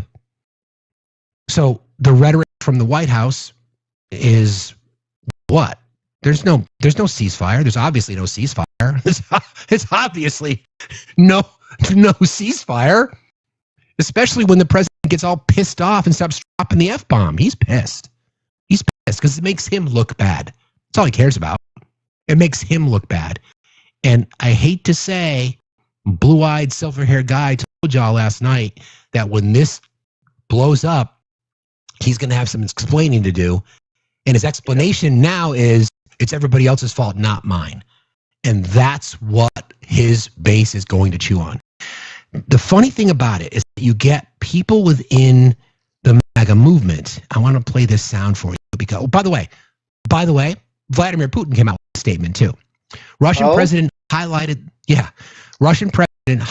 that Iran adhered to the original Iran deal, which they did, and it was Trump who unilaterally withdrew from the agreement. Quote, why the hell should Iranians comply with the demands of the U.S. and the EU anymore? Unquote. Well, in this one instance, I will say he's not wrong. He's not wrong. Exactly. He's not wrong. He's just not. Like, okay. All right. Well, there you go. Let's see. MTG has been very vocal regarding this regime change and these foreign wars. Don't forget, she's been 10 toes down, but somebody got to her because she kind of changed her tune a bit overnight. But this is what she had to say. She's speaking, I think she's speaking on Republican accountability. It's this podcast that I've seen her go on before. And by the way, she looks harsh. I think she's going for the Mar-a-Lago. You guys been following this trend?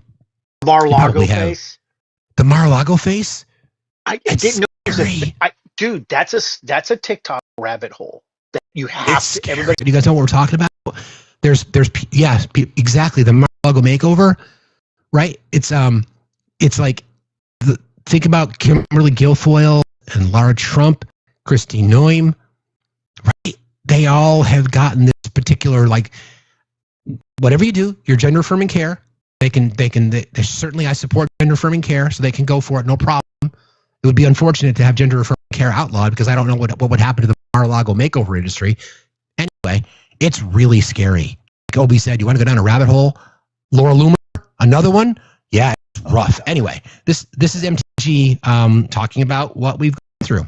We are turning our back on the campaign promises is how this is titled. Tell you what, 6 months in, Steve, and here we are turning back on the campaign promises, and we bombed Iran on behalf of Israel. Yes, it was on behalf of Israel. We're entering a nuclear war, the World War III, because the entire world is going to erupt. And you want to know the people that are cheering it on right now? Their tune is going to drastically change the minute we start seeing flag draped coffins on the nightly news, on Fox News that brainwashes all the baby boomers, on CNN that brainwashes all the Democrat baby boomers. And that is exactly how this is going to go down. Wow. I mean, listen. Wow. So in 1 month, I've agreed with MTG twice and Vladimir Putin. I have to go burn all my bingo cards. Yeah, like not even 1 month, like in 3 days. Yeah. She's not wrong. She's not wrong. She's not wrong. Okay? Objectively, she said the truth. Try to square it, right? You can't justify. Remember the conversation we had last night? I was desperately trying to get our conversations a little bit more centered, saying, this is what you were promised. Is this that, do you not agree now? Should Pete Hegseth not be sharing classified information? They're trapped now, right? So the hardcore MAGA supporters are really in a bind.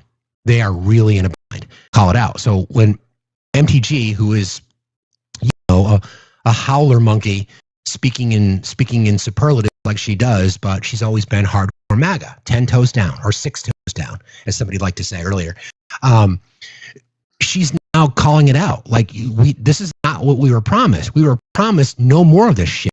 We were promised no more funding for incurgencies or whatever you want to call it. For the purpose of this argument, we'll call it war. We know it's not because there's no declaration. But she's right. We're doing this on behalf of Israel, not on our behalf. And then you've got Lindsey Graham talking about, oh, this is great regime change. He's the same one criticizing the Biden administration although I'll give Lindsey credit. He had been in support of Ukraine getting funding. I will give him credit for that. He was one of the few in the Senate that was really vocal about that, saying we need to keep funding Ukraine. I get that. But here's TG, right? And where are the rest of the mouth breathers? Where are they? Again, she's right. This was a campaign promise, a big one. No new wars. Well, we aren't in a war. This isn't a war. Afghanistan was a war. There ain't no boots on the ground. Okay, do you want boots on the ground? Well, no, this ain't that, because we got a ceasefire. Well, the ceasefire is broken already. Well, it ain't broken yet because it ain't broken yet. Well, what about overnight? Missiles being lobbed at one another. Well, yeah, that's just fake news. That's just fake news. Well, the president came out with a statement, and he's mad at Iran and Israel for violating the terms of the ceasefire. Well, how do you know that ain't AI or A1? How do you know that ain't A1? Like, that's what it feels like. Better put your Who's Your Sister sauce on there. Seriously, like if you know, you know. That's what it feels like now. I mean, we know the game. I went through this exercise yesterday about how, speaking, to MAGA voters is challenging, especially now when they're stuck in this. The reason that they voted for Trump was because of no new wars. It's one of the reasons they voted for him. So now you've got people like MTG saying, this was a campaign promise. None of us wanted this. True MAGA, true America First Patriots didn't want this. So you hear that. So they're hearing that. The true, the American One Patriots are hearing that, saying, okay, that's true. Okay, Trump's going to come out and say, well, this is necessary because Iran's got nukes. Okay, well, then it's justified because Iran's got nukes. Well, there's reporting that Bibi Netanyahu lied about this. Yeah, but that's different. That was different. Everything was different then. Now we've got the ceasefire. Okay, it's all good. Trump had a plan. Let's follow his lead. He had the plan. He's got it covered. It's all good. Yeah, we did that. Maybe we shouldn't do it, but he had a purpose. I trusted the president. He had a purpose. And now everything's good because he called it a ceasefire and everybody's going to stop fighting. Okay, but they didn't stop fighting. So now they're going back and forth. So where does MAGA go?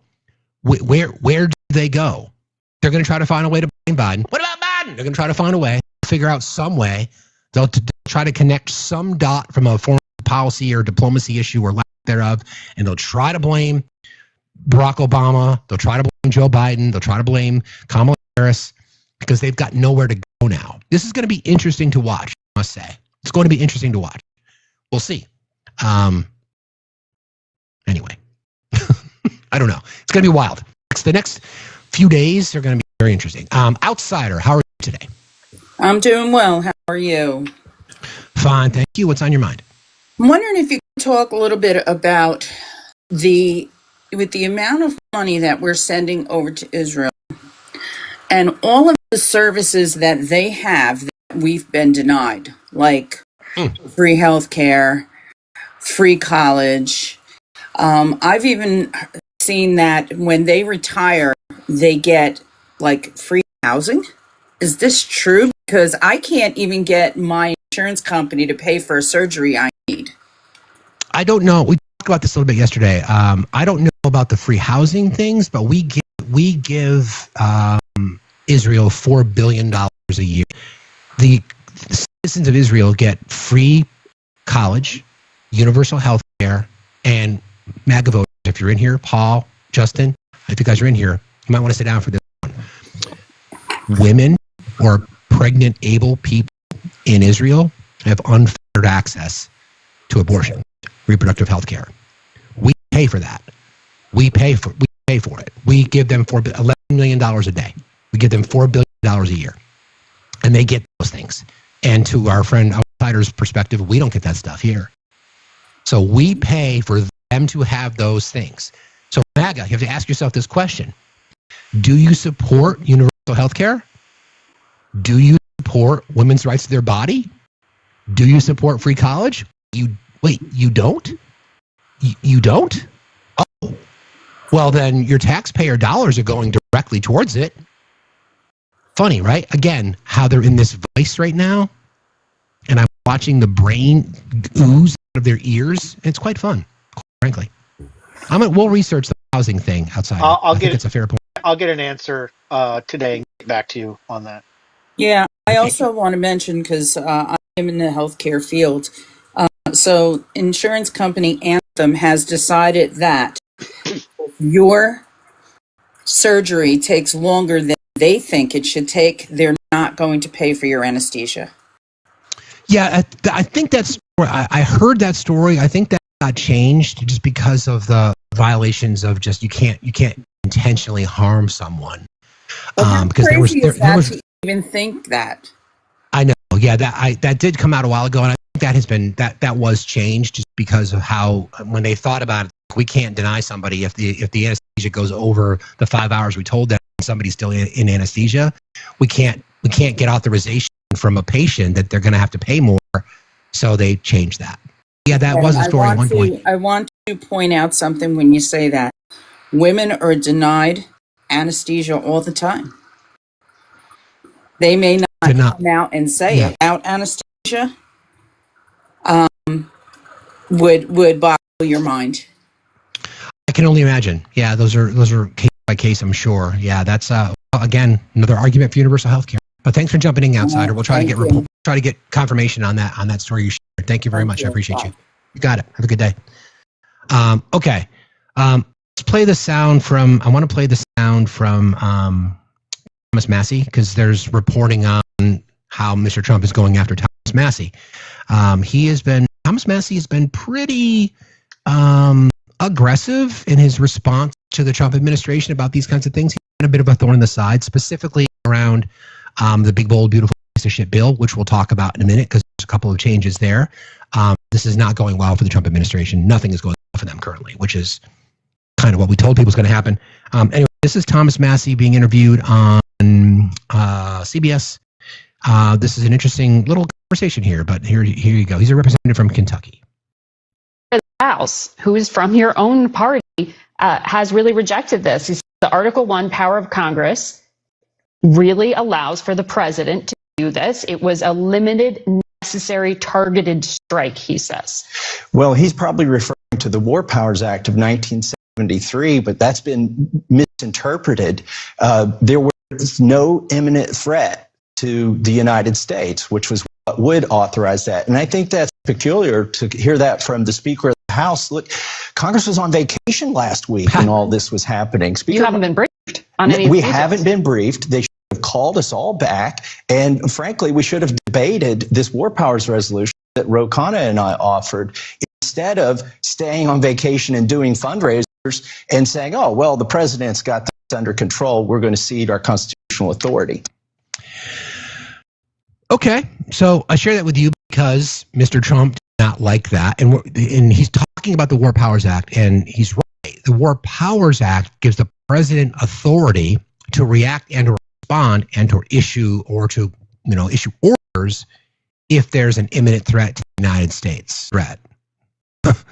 So, again, for being objective, I think the War Powers Act needs to be addressed because it seems like there's a lot of ambiguity. And Congress is the sole body and arbiter of that. This is super important. It's not an unlimited authority of the president. Congress can still change it. They are the only ones that have the power to restrict that. So, this is something that people get confused. This is not an Article 2 conversation. Making declarations of war or doing wartime activities is at the full discretion of Congress, fucking period. So this is Mr. Trump's response to Thomas Massie. Thomas Massie, who you just heard in that soundbite. Third-rate Congressman Thomas Massie of the great Commonwealth of Kentucky, a phenomenal state that I won all 3 times by a lot, keeps talking about how he is going to protect the Constitution, but he is actually very bad for the Constitution and will probably vote against the great, big, beautiful bill that grants the biggest tax cuts in history, secures our southern border from criminal invasion, funds the Golden Dome, our great military and veterans, protects our Second Amendment, grants no tax on tips. This is all in caps. This part right here. No tax on tips, no tax on overtime, and no tax on Social Security. We'll talk about that in just a minute. For our great seniors, and so much more. He's against all of the above and many other incredible things. Why would anyone want to vote for a so-called congressman, a rhino at best, who wants to raise your taxes by 68%, which is what will happen if the great, big, bold, beautiful bill doesn't pass? He votes no on everything because he thinks it makes him cool, but he's not cool. He's a loser. So the response from Trump is predictable. Anytime anybody in his party says anything negative about his either agenda, his statements, his claims, or his directives. Case in point, MTG, being very, very, very, very critical. So somebody got to her because she kind of changed her tune a bit overnight, saying, hey, it's great that President Trump, okay, no, that didn't happen. We covered that. The issue regarding, we've talked about this before, the issue regarding the tax on tips at overtime and tax on Social Security. First of all, it only applies to cash tips, and people have been under the impression that they're going to get their money in their paycheck every 2 weeks. It's at the end of the year when you file. So it's not what you think it is, friends. And don't forget, the no tax on overtime also coincides with legislation so that employers don't have to pay overtime, meaning overtime time and a half wouldn't exist. It doesn't apply to all tips. It doesn't apply to all tips. Oh dear, it doesn't. I was reading about it. Cash only, not credit card. It's specific. And again, the issue is whether or not how an employer is going to address that. And I think it's capped at 25% or 25,000. I forget what the number is, but it's not what it's been sold as. It's not what it's been sold as. So the reason that he puts it in all caps, friends, is because he wants his voters to remember that, oh yeah, don't forget, no tax on tips, no tax on overtime, no tax on Social Security. Again, these are just not true statements. Misleading at best. Misleading at best. It's not like you're going to get your money back with every paycheck. You're not. It's not how it works. It's not how it works. Now, do I think that there should be policy and legislation to address that? I would support that, absolutely. Let's just make sure we get it right, though. Let's make sure we get it right. And if we want to not tax overtime, again, fantastic. But don't forget, Project 2025 spoke on this, about how they want to do away with overtime. The expectation being we shouldn't be compensated at a higher rate. So it's not like there's no tax on overtime. They're just not going to pay you overtime. So again, words matter. Words matter. So we'll see. Okay. I want to remind folks of a couple things that came down the pipe last night because of all this stuff that's going on. The Supreme Court had a very interesting decision that they made. It's called the shadow docket now because technically the session is over. So any decisions that come down between now and when the new court session starts in the fall is referred to as the shadow docket because they're technically not in session, so to speak. But this was a anticipated, expected ruling, sadly, but just horrible in all of itself. Supreme Court allows Trump to restart swift deportation of migrants away from their home countries. Divided Supreme Court on Monday allowed the Trump administration to restart swift removals of migrants to countries other than their homelands, lifting now a court order requiring they get a chance to challenge the deportations. Due process. The court majority did not detail its reasoning in the brief. Justice Sonia Sotomayor, joined by the other two liberal justices, issued a scathing dissent. Typically speaking, during the shadow docket, there's usually not any commentary from the bench. They'll just issue their ruling without an opinion connected to it. Sonia Mayor went after them in her dissent. I'll read that in just a minute. Department of Homeland Security spokesperson Tricia McLaughlin suggested third country deportations could restart soon. Fire up the deportation planes, she said in a statement calling the decision a victory for the safety and security of the American people. But a judge said one deportation flight originally bound for South Sudan wouldn't be completing the trip right away.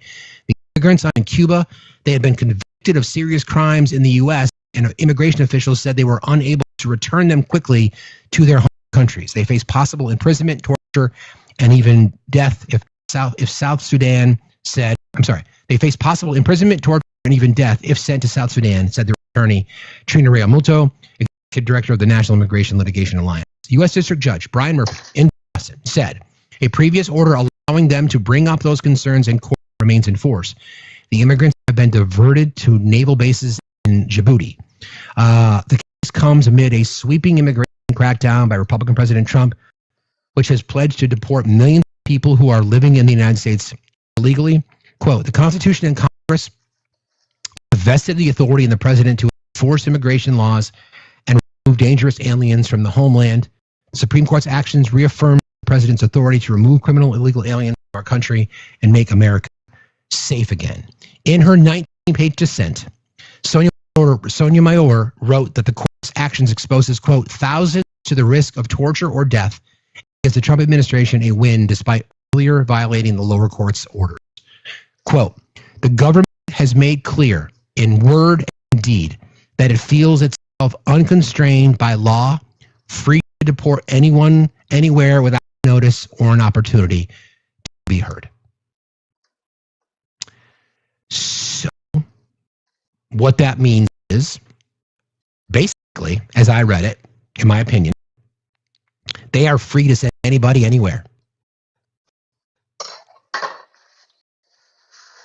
They are literally free to send anybody anywhere without due process. By the way, do you guys know a variety of countries? Yes. An entire network for-profit prisons.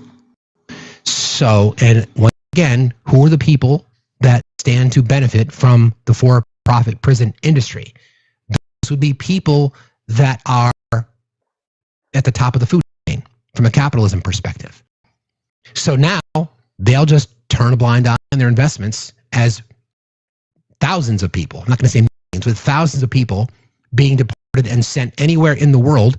Coincidentally enough, they probably end up in some of these for-profit prisons. To what end?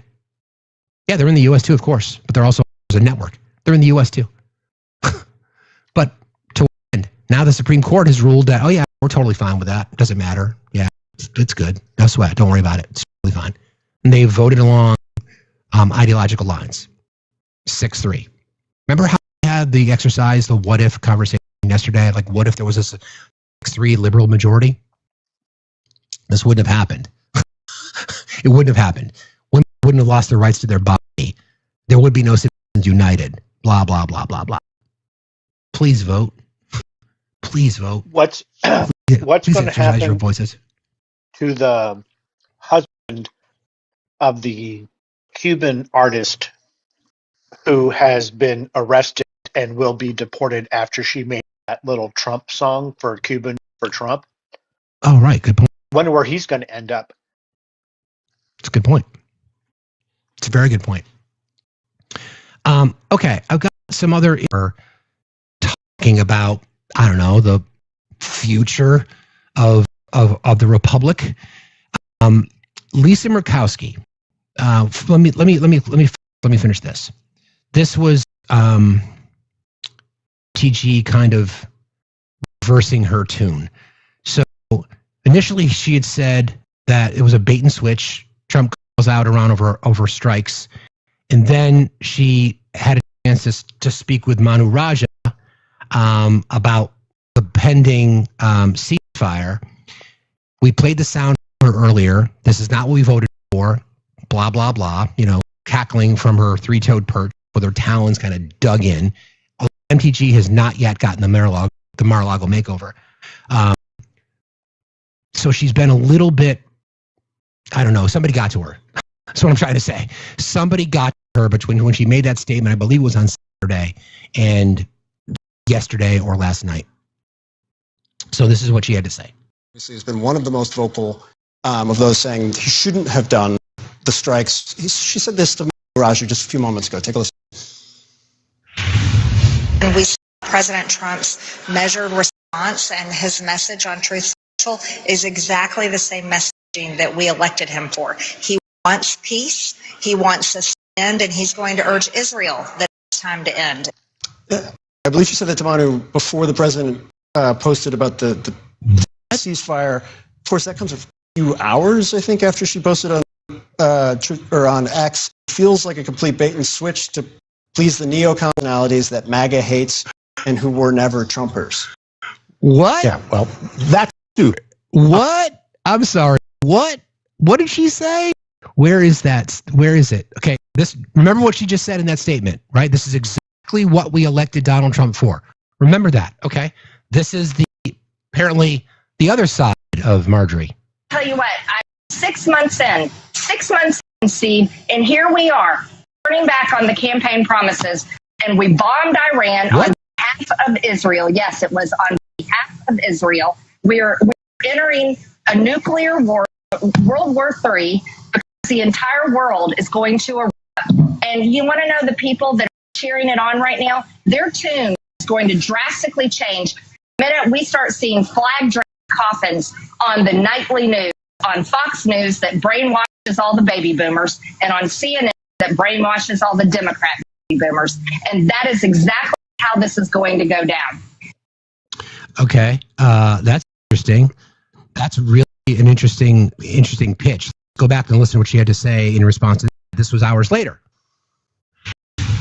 And we saw President Trump's measured response, and his message on Truth Social is exactly the same messaging that we elected him for. What? He wants peace. He wants us to end. He's going to urge Israel that it's time to end. What? I believe she said to Manu. I'm sorry, what? Which is it? Which is it? You are either saying I'm going to be critical of the administration for doing this big bait and switch, violating one of the reasons that we voted for you. Which? All right. So we've got a statement from the president. Somebody said check True Social. Let me just read through this. I'm going to go without the voice. All right. Let me get some water.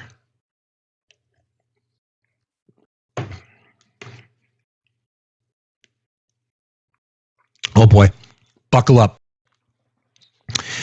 Stupid AOC. Alexandria, stupid hobbits. That's what it sounds like. Stupid hobbits. Stupid AOC, Alexandria. Yeah, hobbits. Stupid hobbits. Alexandria Ocasio-Cortez, one of the dumbest people in Congress, is now calling for my impeachment, despite the fact that crooked and corrupt Democrats have already done that twice before. The reason for her rantings is all of the victories that the USA has had under the Trump administration. The Democrats aren't used to winning, in all caps, and she can't stand the concept of our country being successful again. When we examine her test scores, we will find out that she is not qualified, all caps, for office, but nevertheless far more qualified than Crockett, who is a seriously low IQ individual, or Ilhan Omar, who does nothing but complain about our country. Yet the failed country that she comes from doesn't have a government, is drenched in crime and poverty, and is rated one of the worst, in all caps, in the world, even if it's rated at all. How dare the mouse tells a radical left experiment with Sleepy Joe, Kamala, and Auto Pen, in caps, in charge. What a disaster it was. AOC should be forced to take the cognitive test that I just completed at Walter Reed Medical Center as part of my physical. As the doctor in charge said, President Trump aced it, meaning I got every answer right. Instead of her constant complaining, Alexandria should go back home to Queens, where I was also brought up, and straighten out her filthy, disgusting, crime-ridden streets in the district that she represents, and which she never goes to anymore. She better start worrying about her own primary before she thinks about beating our great Palestinian senator crying Chuck Schumer, whose career is definitely on very thin ice. She and her Democrat friends have just hit the lowest poll number in congressional history, so go ahead and try impeaching me again. Make my day.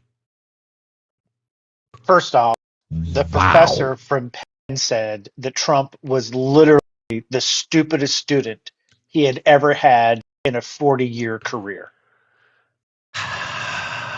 Think about so that. here's the thought experiment. Like when I talk to you guys about how he uses all caps. So here's the things that he uses in this statement: winning, not qualified, worst, auto pen, Trump aced it.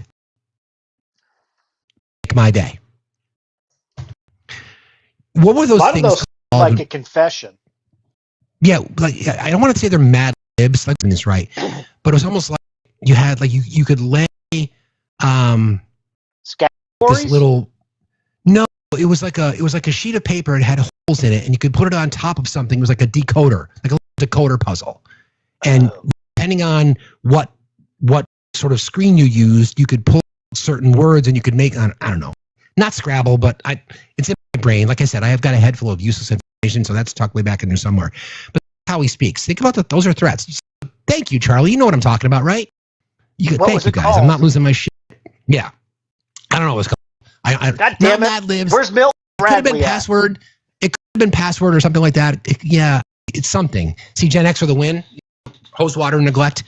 Okay. We were talking about Lisa Murkowski. There is reporting from Politico that Lisa Murkowski is suggesting that she could become an independent in the right circumstances. Alaska Senator Lisa Murkowski, one of President Trump's most vocal critics in the Senate GOP, said in a podcast on Monday, there are certain situations in which she'd consider becoming an independent and caucus with the Democrats. That there may be that possibility, she told Galen Druk in an interview excerpt of his GD Politics, scheduled to post in full today. Druk asked Murkowski how she'd respond if Democrats won 3 seats in the 2026 midterm election, and they say, we're going to let you pass bills that benefit Alaskans if you caucus with us, she said. Murkowski has clashed with Trump several times since he returned, and she voted to have him removed, by the way. Yes. Since he returned to the White House, including accusing him of walking away from allies after the president's February fight with Ukrainian President Zelensky in the Oval Office, and in May, she criticized the administration for revoking the temporary protected status of Afghan immigrants, calling the move a historic betrayal. In March, Murkowski told reporters her Republican colleagues were afraid of going against Trump and ally Elon Musk, and said the powers work reducing federal workforce through the Department of Government Efficiency was traumatizing people and a failure. There is some openness to exploring something different than the status quo, she said. But switching parties likely isn't the answer, she said in the podcast. My problem with your hypothetical is that as challenged as I think we may be on the Republican side, I don't see the Democrats being much better. And they've got not only their share of problems, but quite honestly, they've got policies that I just inherently disagree with. Murkowski's office was unable to provide a comment for this post before publication. Okay, so run as independent. Right? Declares an independent. And then you can pick and choose who you caucus with. If you truly believe in policy, you obviously are obviously walking a fine line here, throwing shade at the leader of your party. And if you criticize Democrat policies, there'll be an independent voice. Then you have 3 independent senators. You'd have Bernie, Angus King of Maine, and Lisa Murkowski of Alaska. Make an independent caucus. Because he's not going to ever caucus. So does Angus King. So Murkowski becomes a swing vote. Maybe she becomes part of this triumvirate of independent voices in the Senate to say, we're going to address policies. Like if you don't like Democrat policies, then work with colleagues in the Senate to say, this is why I don't like this policy. Where can we find some compromise? Again, friends, a bicameral system requires compromise. It was built that way. And I'm not changing my tune. I'm still advocating for progressives in politics, but I'm also a pragmatist. I understand you got to get legislation done. And that sometimes requires handshakes. So maybe she's a voice. Who knows? We'll track it. We'll keep our eyes on it. I don't know where it's going to land. No idea. Don't know if there's any links to it. I just thought it was very, very interesting. We'll see. I'd like to see it. Me too. Because I think it opens up the realm of possibility that you can get elected and be independent. Exactly. Because she's not going to lose re-election. Alaska is red. It is. Solid red. Don't forget. Well, forget their representative is a Democrat. Yeah, but from a Senate perspective, the oil industry is in charge. Fair point. Because every Alaskan citizen, point. Yeah. People aren't going to bite the hand that feeds them literally because those checks make a huge difference. That's a very fair point. Now, what I would like to see is that Scout, you and Kipper need to stop it. What I would like to see is us nationalize the oil industry in Alaska and turn money back over to taxpayers. And here in the United States too. I would love to see all foreign national companies kicked out and all of the profits produced by the crude industry for domestic companies only, like Mr. Global's company, right? Yeah. And the rest go to taxpayers because we're the ones that fucking subsidize it anyway. And if I'm going further to become a communist, I would love that all pharmaceutical companies in which we paid for the research to be done, that we get the profit from that medicine and we get to hold the patents, not the company that took our money to do further scientific research and then gets to keep the profit. Because this is the problem. Socialized medicine, baby. Let's go. Right, because this is how you pay for it. Mm-hmm. Right? So that's in Bernie's. That's in Bernie. That was partly that.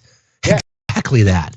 So then you again had the collective bargaining power of 360 million Americans, and that's how you fix it.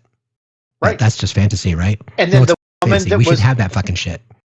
The woman that was up earlier, she had the surgery. Exactly. Whatever the wait time would be is insignificant because she would have gotten a yes, you can have it. Here's when we'll schedule it for you. Correct. Oh, done. Hello, Al. Good morning. How are you guys? Good morning. I feel like I've gotten the power today. Awesome. I was actually, speaking of power couple, I was coming up to let both you and Obi know that Manny and I tonight will be working on getting the actual reporting from different times when they had the inspector come through, and then the progression of it afterwards. So that's the goal. We are working on that with percentages and everything. It'll be in a doc so everyone can read it. And maybe I might convince Manny to put that on a Substack. I'm trying to convince him to put on a lot of things on a Substack. So will there be an Excel spreadsheet? He will definitely make an Excel spreadsheet. He's pretty good at that. He made a pretty good one when it came to seats that Democrats are trying to get at. I think you saw that one, right? Yes, it was fucking awesome. So is that what you just put in the chat, Olive? So what I just put in the chat was those were PDF files. I'm going to clean them up and put them on a doc, and then when Manny comes home tonight, we're going to go through it together and get things put together, because there's a couple other things that I want to push forward and put in there in the doc as well. So it's all concise to one thing. We'll constantly update it with different news, so we don't have to keep scouting. Something big pops up, like him thinking he can tell us what a ceasefire is and what isn't. So good.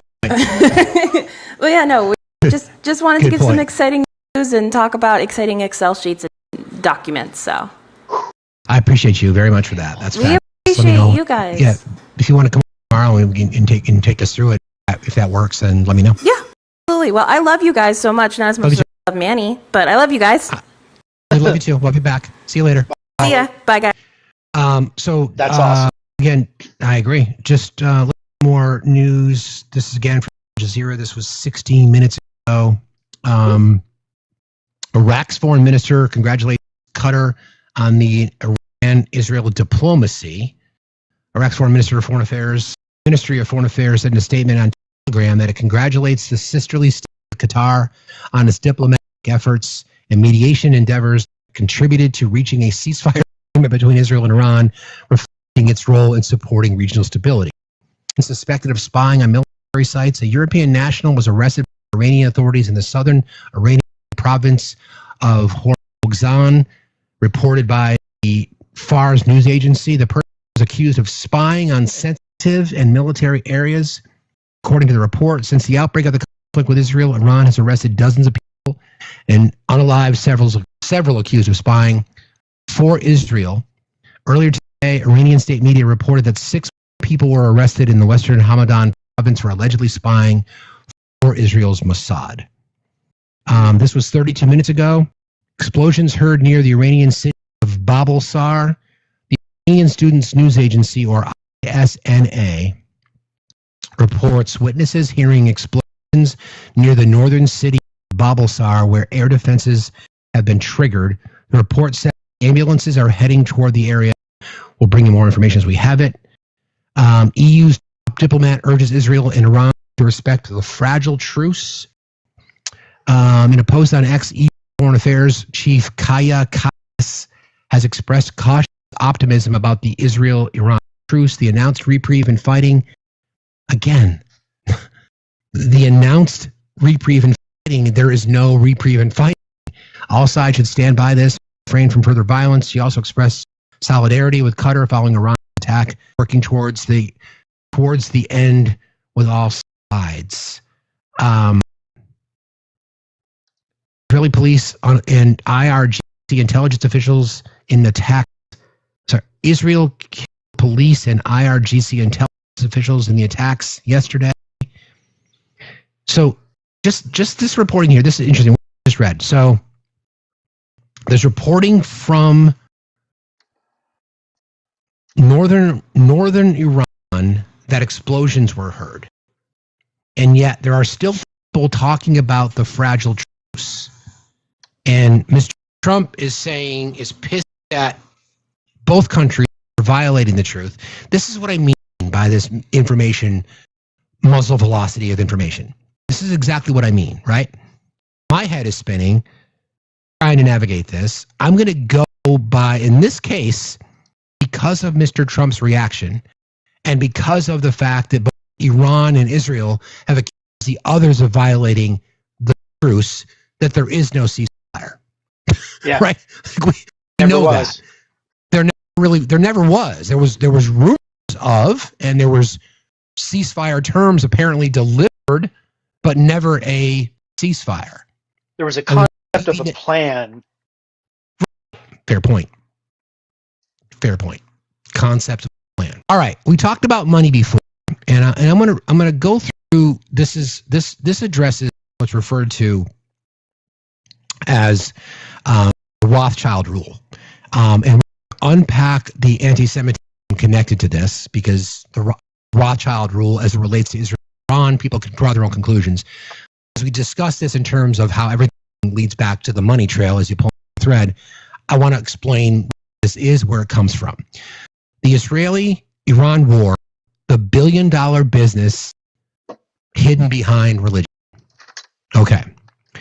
The question, Israel versus Iran, you see religion, they see returns. Just like the Rothschilds did 200 years ago. War isn't chaos, it's the most organized business on earth. Religion is just the emotional bait. The real gods are oil, tech, defense, and control. The victims pray, the politicians posture, and the billionaires print dollars from the smoke. This isn't war, it's a syndicate. What is the Rothschild rule? In blood, there's opportunity. So how are the Rothschilds connected with this? The Rothschild rule, it's called, in blood, there's opportunity. While nations bled, they bought out central banks. While kings panicked, they lent and dictated terms. History repeats itself. Now history is repeating itself again. For example, Rothschild, dealers, global banks, defense tech investors. Same playbook, new actors. Today, the same strategy lives on. Iran buys through black market and proxies. Israel signs billion-dollar defense deals, and the same old banks fund both behind corporate veils. Religious conflict is the mask. The money trail is the map. Every explosion equals a defense stock spike. Every sanction equals oil and gold price raising. Every ceasefire means new loans, reconstruction, and contracts. Ask like the Rothschilds asks. Where's the panic? Where's the profit? Because they didn't pray for peace. They planned for power. Israel versus Iran isn't a holy war. It's a financial ritual. Religion divides the people. Bankers unite behind profits. Okay, so I'm going to talk about it in terms of the anti-Semitic tropes connected to the Rothschild rule. All right, this goes back, so I'm going to unpack it a little bit. Just bear with me. The Rothschild family is arguably the most famous European banking dynasty in modern history. In the late 18th century, Mayer Armschel Rothschild, the family patriarch, founded his first banking house in the German town of Frankfurt. His sons expanded the bank into a multinational enterprise, and with their newfound wealth, the Rothschilds were able to influence their local economics. War indemnities in the 1970s, while another allowed the British government to become the powerful Suez Canal Company's primary shareholder. However, the Rothschild family's rapid accumulation of wealth and power was met with one odious reaction: rapid anti-Semitism. As a Jewish family, the Rothschilds have been targeted by conspiracy theorists as a prime example of Jews allegedly using their money to control global financial institutions. These claims have been roundly condemned and proven false, but they continue to persist. What are the origins of the anti-Semitism directed at the Rothschild family, and how have conspiracy theories resurfaced in the 20th century? Well, in 2015, the British newspaper, The Independent, published an investigation of anti-Semitic claims against the Rothschilds. Journalism professor Brian Cathcart traced the first widespread conspiracy theory to a political pamphlet called Histoire, it's French, I can't read it, which began rolling off Histoire de France, about something of the history of the Rothschild family, we'll leave it at that, which began rolling off European printing presses in 1846. Written by Georges Dernevale under the pseudonym Satan, the pamphlet narrates the history of the Rothschild family and its influence in Europe, according to Cathcart. It's the most famous passage of involvement in the Battle of Waterloo on June 18, 1815. Immediately after the battle, according to the pamphlet, Rothschild was rushed to the Belgian coast and paid a fortune to cross the Channel in the middle of a thunderstorm. He arrived in London 24 hours before news of Napoleon's defeat was officially announced. Satan claims, and as a result, he suddenly won 20 million francs, while his other brothers seconded him, the total profit made in this fatal year amounted to $135 million. Although this account became instantly popular across Europe, it was both false and dangerous. Cathcart's research found on June 18, 1815, Nathan Rothschild was nowhere near Waterloo. There were no reports of a storm over the English Channel at the time, and while the Rothschilds did profit immensely off the war effort against Napoleon, they did not make millions of dollars from announcing the Allied victory at Waterloo. The fact that these claims were so readily believed draws on pernicious history of European anti-Semitism. Many respectable institutions have fallen prey to this pamphlet. The Encyclopedia Britannica is among them. In volume 23 of the 11th edition, the entry on the Rothschild states that he is said to have been present at the Battle of Waterloo and being able to transmit to London private information of he effected an immense profit by the purchase of stock which had been depressed on the news of Blucher's defeat 2 days previous. Having chronicled the pamphlet as fact, Britannica's 11th edition helped to perpetuate a conspiracy connected to anti-Semitism and the Rothschilds. So I didn't know that history. I was aware of that. I was unaware of all of that. You know, we always talk about it in terms of the anti-Semitic tropes against George Soros and others. Well, this kind of where it started, right? Yep. It's kind of where it started. Talking about, you know, the Jews connected to the banking industry and how Jews are funding the world and all those things. Well, it's kind of started here. And guess what? It started with a lie. Misrepresentation of the truth. And it carries today. Like everywhere. So this is an example of why history is important. It's an example of why we talk about things in terms of let's get to the source of this shit. Let's pull on that thread. It's really interesting, right? It's very interesting to understand that. I did not know that. Did you know any of that history, Obi? Yeah, I did, but for obvious reasons. Sure. There's a thread that doesn't get pulled on, and the reason why our people tend to gravitate toward certain careers, doctors, lawyers, scientists, financiers, if you will, to use an old school term, is because we value education above everything. Because we realized that the way to get out and to set yourself free is only through education. And that is something that we've done for thousands of years. And there is a reason why the anti-Semitic tropes around finance are so prevalent. It's because white Anglo-Saxon Christian men, right, grew up in societies that didn't value education because education was for only the aristocrats. That caste system that the other countries was a way for the elite, right, especially those related to royalty, to keep modern people down and not allow them to ascend. Where in Judaism, because we're an ethno-religion, we don't have that system in place, right? We are encouraged to not only question our personal faith and what in the Torah, but we are also tasked with not just advancing ourselves, but asking ourselves, how can we make the world a better place? And I think a lot of jealousy of the united nature of the Jewish people around education. To learn more, please see Justice Brandeis in his writings on education. You can understand how these rumors spread because it's easy to pick on a group of people that make up less than 2% of the world's population than it is to look inward and talk about the failings of your own. a bunch of elitists who are members of a royal family or members of a caste system who, like many modern Republicans, got theirs, so fuck everybody else. Point. Rusty, what's up, brother? Yeah. Good morning, gentlemen. Two things. What was the source you were? I just checked in when you were 2/3 of the way through. What was that source? I want to see a copy of that.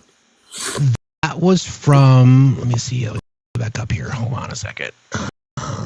Where was I? That came from Britannica.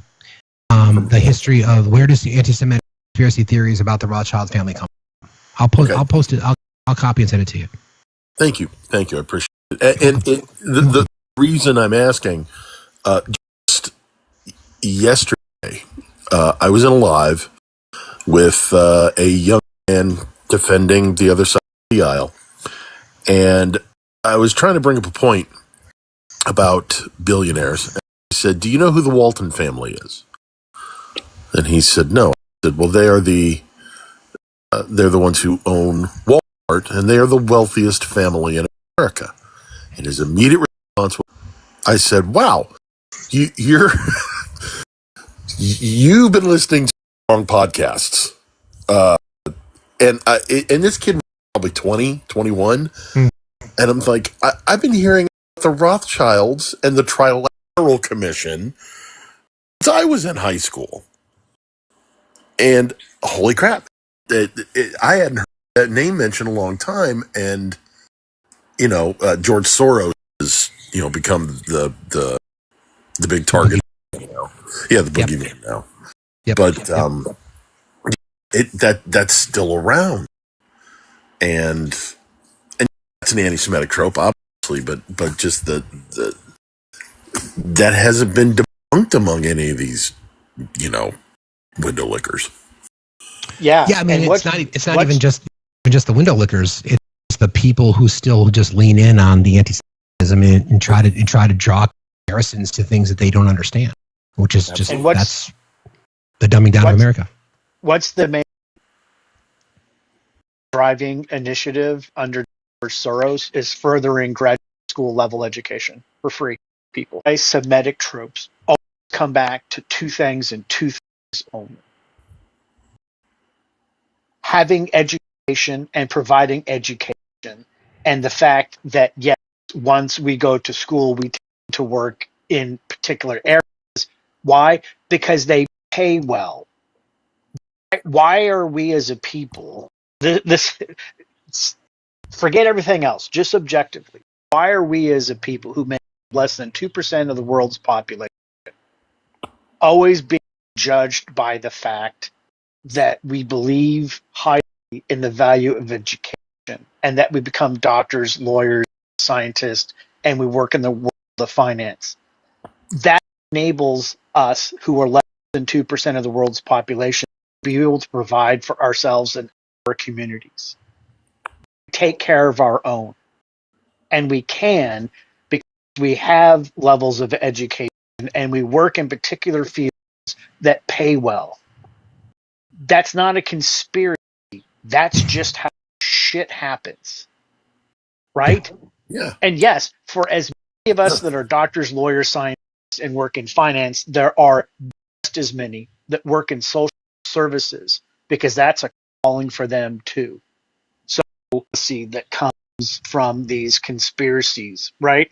Hey, grab your straps, pull yourself up, right? But this shit will never end. And by the way, when's the last time anyone heard from a member of the Rothschilds family? Can anyone remember them being at a podium ever? No. Well, that's because they're doing it all behind the scenes. Of course. Right. Where are they on rankings of wealth in the world anymore? Like, do they make the top 100 as a family? I somehow doubt it. It's a good point. It's a good point. Right? It's a good point. How much money do they have? But these are the same people who will simp for billionaires, unless you're Jewish, and then you're an evil money grubber. Right. Like, wait, what? Right. I want to play a little bit of sound from Ted Cruz. First, let me set. This is from straight white JC. Can you actually IG. drop me, brother? I got to get ready for work. Later, buddy. Take care. Later, guys. See ya.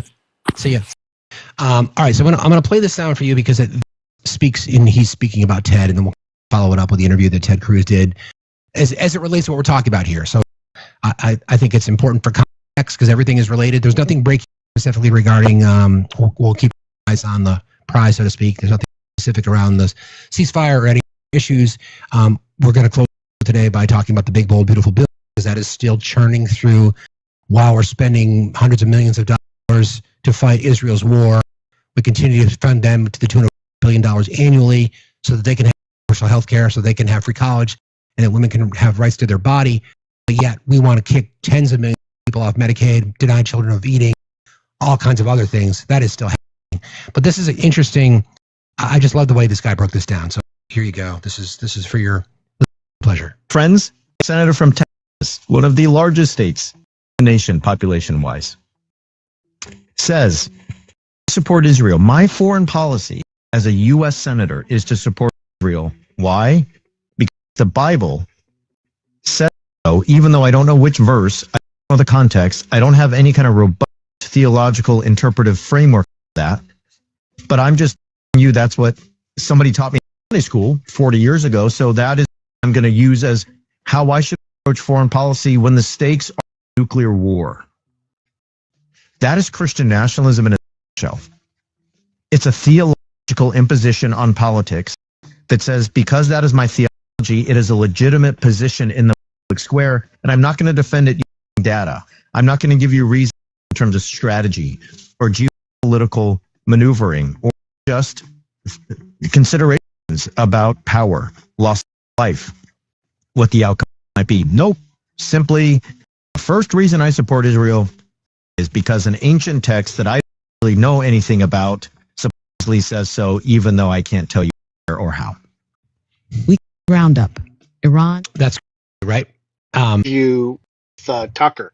That's where is. That's where that came from. Yep. So I'm going to play some of that interview, that famous interview with Tucker about how Ted got absolutely destroyed and exposed. Here you go. I've taken money from the Israel lobby. Have you? Taken money from the Israel. From AIPAC. So AIPAC raises a lot of money for me. It's actually a misnomer because the people who raise money are individuals. So not the PAC itself, but they're individual members who believe in the American-Israeli friendship and relationship. AIPAC foreign lobby? No, it's the American lobby. It's the AIPAC stands for the America-Israeli Political Action. What does it lobby for? To be honest, not a whole lot effectively. Listen, I came into Congress 13 years ago with the stated intention of being the leading defender of Israel in the United States Senate. And I've worked every day to do that. AIPAC, I wish were more effective. Like there are folks online who are in the fever swamp of terrified of AIPAC, and AIPAC. I'm not terrified of AIPAC at all. You're the one who's a little uncomfortable. Wow, just listen to that again. All right, just again. I've never taken money from the lobby. For me, but it's actually a misnomer because the people who raise money are individuals. So it's not the PAC itself, but they're individual members who believe in the American-Israeli friendship and relationship. AIPAC a foreign lobby? No, it's an American lobby. AIPAC stands for the America-Israeli Political Action. What does it lobby for? To be honest, not a whole lot effective. Listen, I came into Congress 13 years ago with stated intention of being the leading defender of Israel in the United States Senate. I've worked every day to do that. AIPAC, I wish were much more effective. Like there are folks online who are in the fever swamp of terrified of AIPAC, and AIPAC. I'm not terrified of AIPAC at all. You're the one who's a little uncomfortable. Pretty fascinating when you start to really unpack the layers of this whole thing. That interview that he did with Tucker, again, in the fucking bizarro world, we find ourselves agreeing with Tucker, Steve Bannon. That interview was a chef's kiss. It really, really was. Cruz not knowing how many people lived in Iran, basically simping for the Israeli government, being completely unaware. I mean, only Ted Cruz doesn't know, but does know. Well, you're right, Jen. Cruz must think they're stupid. Well, he does. He does think that. He does think that because he can go in front of a camera during a Senate hearing and go after Democrats and speak with a forked tongue and have his little podcast that he thinks he has credibility. We see you. we see you. We see who you are, Ted. Then we follow that up with what we just listened to, which is Plus this. appeal to heaven flag. Let's play this again. And pause where he breaks down the PAC part, right? Yep. As if we didn't understand that an organization is made up of individuals. Oh, and from Ted? Yes. Right. Yeah, I know. And then there's this again. Senator from Texas, one of the largest states in the nation population-wise, says, I support Israel. My foreign policy as a U.S. senator to support Israel. Why? Because the Bible, robust theological interpretive framework for that. But I'm just telling you that's what somebody taught me in Sunday school 40 years ago. So that is what I'm going to use as how I should approach foreign policy when the stakes are nuclear war. That is Christian nationalism in a nutshell. It's a theological imposition on politics that says, because that is my theology, it is a legitimate position in the public square, and I'm not going to defend it using data. I'm not going to give you reasons in terms of strategy or geopolitical maneuvering or just considerations about war, loss of life, what the outcome is. Simply, the first reason I support Israel is because ancient texts that I don't really know anything about suppose. So this is the what this is called. It's Straight White American Jesus. Brad Onishi is a gentleman speaking, examines Donald Trump's mixed messaging on U.S. involvement in Israel's conflict with Iran. Through the lens of evangelical influence, he unpacks how Christian nationalist leaders frame the conflict as a cosmic battle between good and evil, and how that spiritualized rhetoric could shape Trump's future actions. Brad also investigates the growing signs that the ideology behind J6 is becoming embedded in U.S. institutions, highlighted by the presence of the appeal to heaven flag at key government sites, which we've seen already, comparing coverage of the two alleged unalivers and what it reveals about race, ideology, and public perception. So I'll play that for you, and then I'm going to have one more bit of sound from Ted as he gets absolutely destroyed by Tucker.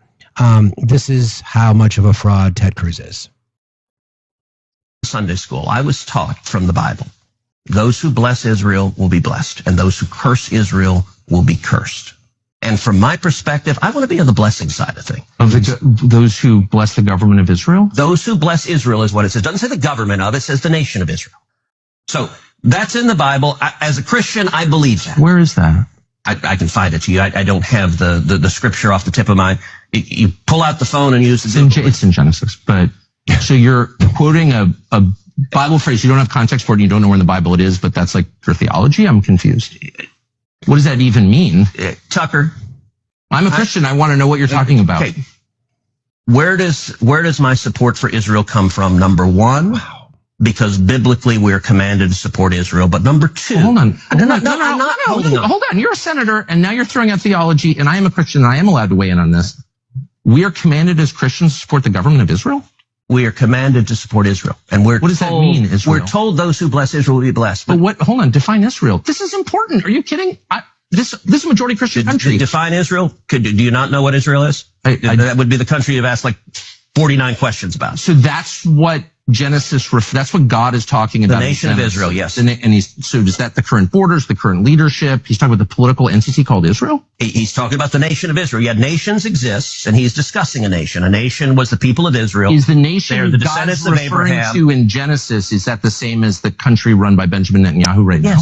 Yes. It is. Okay. And by the way, it's not run by Benjamin Netanyahu as a dictator. It's a democratic country that elected. He's the prime minister. Right. What? But just like, America is the country run by Donald Trump. No, actually, the American people elected Donald Trump. The same principle This is silly. I'm talking about the political entity of modern Israel. Yes, and that is You believe Israel. That's what God was talking about in Genesis. I do, But That country's existed since when? for thousands of years. Now, there was a time when it didn't exist, and then it was recreated just over 70 years ago. I'm saying, I think most people understand that line in Genesis to refer to the Jewish people, God's chosen people. That's not what it says. Okay, Israel, but you don't even know where in the Bible it is. First of all, Ted Cruz is wrong. Wow, my God, there's Right. so much wrong with that. Genesis is not a book written for Christians. And the 613 commandments are not written for Christians either. You can try to adopt them. There is no such thing as Judeo-Christian. That does not exist. That is a Christian nationalist talking point. There is Christianity and there is Judaism. There's no strings or nexus between them at all. Our books are our books. Your New Testament is your New Testament. And the fact that he thinks that's what it says in Genesis, it doesn't. It's talking about Israelites, the people, not a nation, not a government, but a people. And that's what's always referred to, right? The 613 commandments are a guide and a way to understand how we are supposed to live as a people, not as a government, as a people. But again, guys like Cruz are super dangerous. And I've shared this with you before. The reason why so many evangelical Christians support Israel is because they believe in this end of times calamity, right? In which Jesus Christ, who was literally crucified for being the king of the Jews, though he was not the king of the Jews, will come back again. And only those that accept Jesus will go to heaven, and everybody else will burn in hell. I want you to think about that for a second, right? They don't even understand what they're talking about. But guys like Ted Cruz are a cancer not only to everyone who's a Jew, but to how the rule of law and democracy is supposed to work in the United States. Imagine having his level of education and being that stupid at the same time. Willfully ignorant, I should say. Willfully ignorant. Paliza, how are you this morning? Paliza, are you there? Paliza? Paliza, are you there? Hello? I guess not. Okay.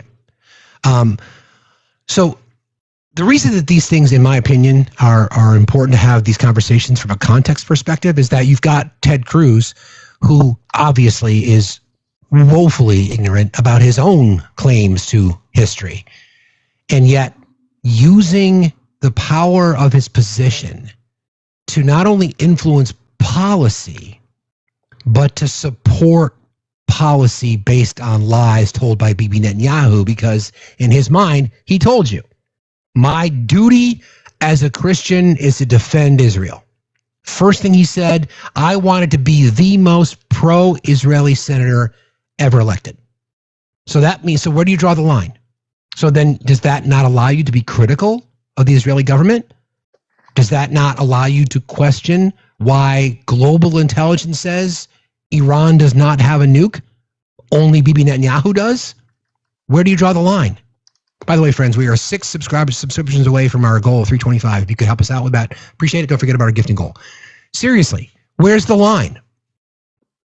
Where's you can be pro-Israeli people. Notice he never said that. He talked about the nation of Israel, and Tucker grilled him. He grilled him and said, like, the government. What is it? What is it? Which one is it? To your point, Obi, that shit is so dangerous, and it's almost undercovered, meaning it's not covered enough, because as the podcaster pointed out, that is full-on Christian nationalism. That is it. That is full-on Christian nationalism. It is. Yes. You know, their label. I know what you said. There's a distinction. I get it. But that's what it is. And Texas, Tejas, Lone Star Friends, please vote that motherfucker out. He is dangerous. He's dangerous. Please do yourself a solid and vote him out. The next chance you get it done. Get it done. Everybody keep tapping. Let's see if we're at 233,000 likes, guys. Let's see if we can hit 400K. Navy vet, good morning, friend. How are you? Good morning. I was just typing in there. We got 5.5 years left of him. I know we do. And I know. He's not stupid. He's playing stupid. And he does it on purpose. He's a very smart man that will lie to get whatever thing he wants to get. And yeah, that's the willful ignorance, right? Yeah, that's the willful ignorance. Yep, agreed. Mm-hmm. I mean, and yeah, I don't know how he got in office because everybody else says they didn't vote for him. Yeah, people are. The roosters come home to roost, as they say. A lot of people say they didn't vote for him. He got elected. Yeah. So a lot more people voted for them that claim that they didn't, right? Oh yeah, I know the truth. It's just I just get tired of him because he actually has lied to letters to me, and when he's finally stopped writing me back because I proved his lies wrong. I gave him facts and that, but I mean, yeah, it's like this week has been proof that hell is freezing over. Tucker Carlson, MTG. Agreed. MTG. Tulsi Gabbard. Bannon. And now freaking Abbott went against the Republican Party in Texas. What did he do? He overrode the ban that they voted in of the good stuff. The devil's lettuce. Oh, okay. Oh, that's right. Okay. That's right. There you go. But yeah, That's right. I dropped a video on your thing that shows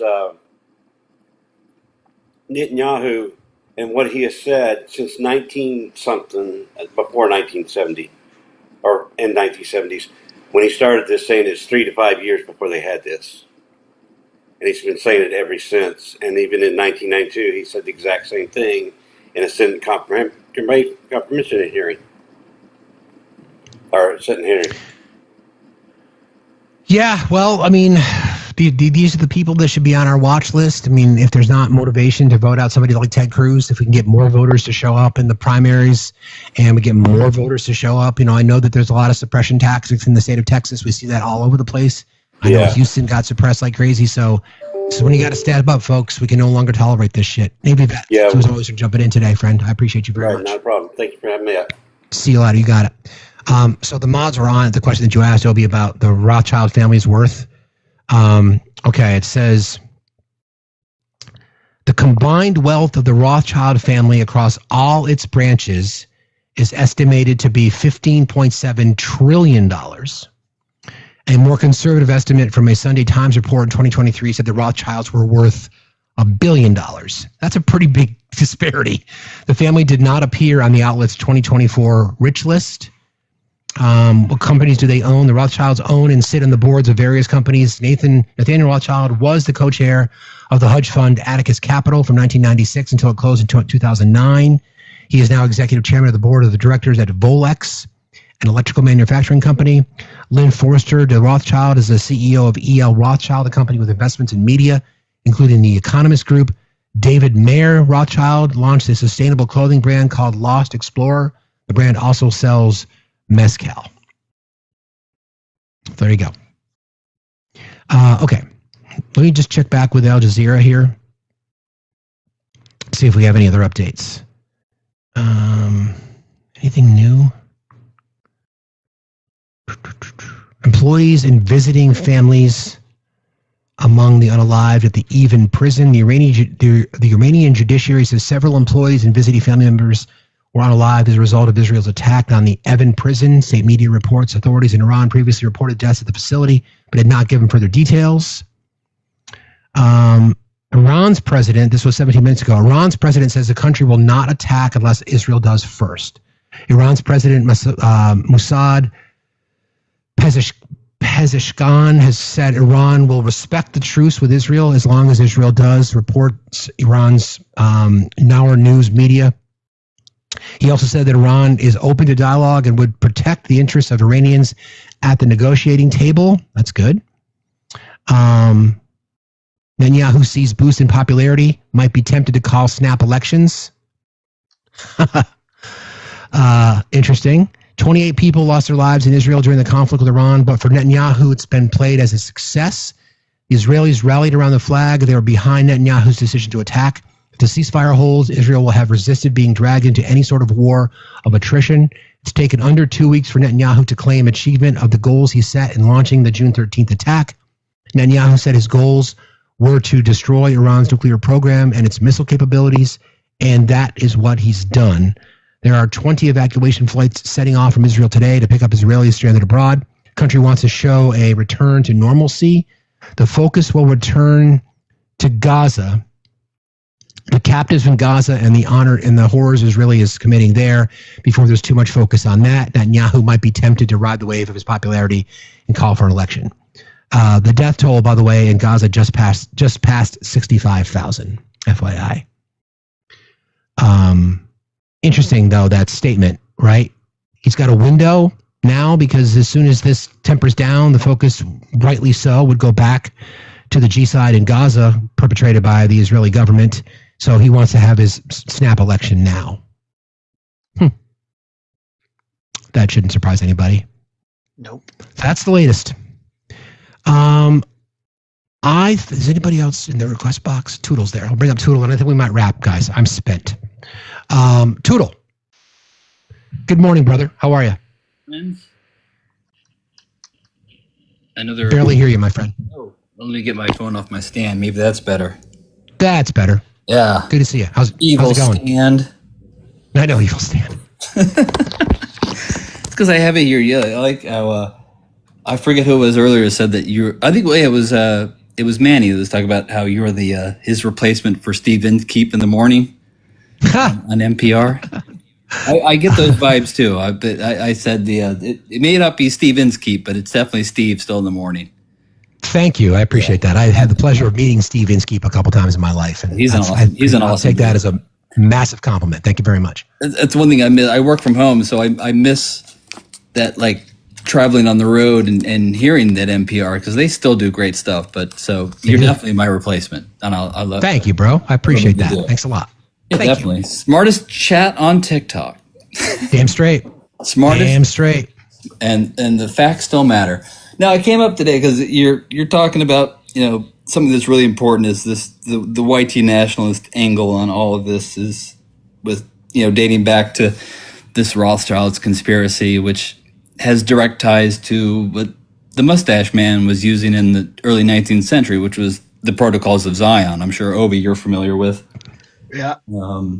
And the language of it still seeps into what we talk about today when we say like lizard people, or you said it earlier. You probably didn't realize it when you said like the forked tongue of Ted Cruz, and those date back. Those all go back to the protocols where they try to paint Jewish people as eating children and Yeah, the adrenochrome stuff, Pizzagate. Exactly. And it evolved into QAnon and so forth. And yep. And Jewish space lasers. Yep. Totally. And even though the Rothschilds are so diminished now. I mean, they may still have some money, but they really have no power. There's a really good podcast that I haven't heard lately, but they started out in 2018. It's QAA Anonymous, QAnon Anonymous, and they've been following these crazy conspiracies for years. And they did one on the Rothschilds and just how like the whole history of the conspiracy and where they are today. But you're right; it's been replaced by Soros now as the new Rothschilds. Certainly, our Project 2025 is is kind of like the new blueprint that has taken that over. And I was chirping in the comments earlier, but I saw a post yesterday on the X Twitter that was saying that it's in 2025 that regime change in Iran is a goal of Project 2025. Oh yeah, and of course they're also saying we're at 42% of completion of that so far. So the blueprint has been laid out, and if we take it as what they're using it as, I think that's going to be the goal. That's why Lindsey is creaming his jeans. He's getting what he wants. Yeah, I get that image out of my head, but your point's taken. Yeah, your point is taken. I mean, no doubt about it. I mean, and this is the part that it's going to be challenging for those of us who are trying to just talk about the truth, right? It's the navigation between the rhetoric connected to, we were told it was one thing, now it's something else. Even the president himself came out yesterday and said, hey, why not regime change? But now he comes out with a statement this morning saying, no, we don't want regime change. So what is it? Lindsey Graham wants regime change. The military industrial complex wants regime change because it's money. There's money in it for them. That's what they want. Oh, big time.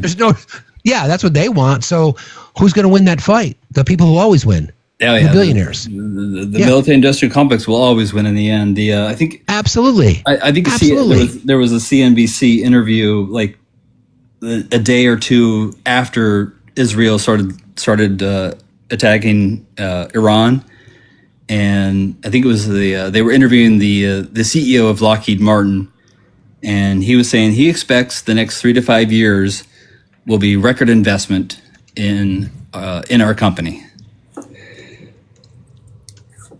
Of course, all of them.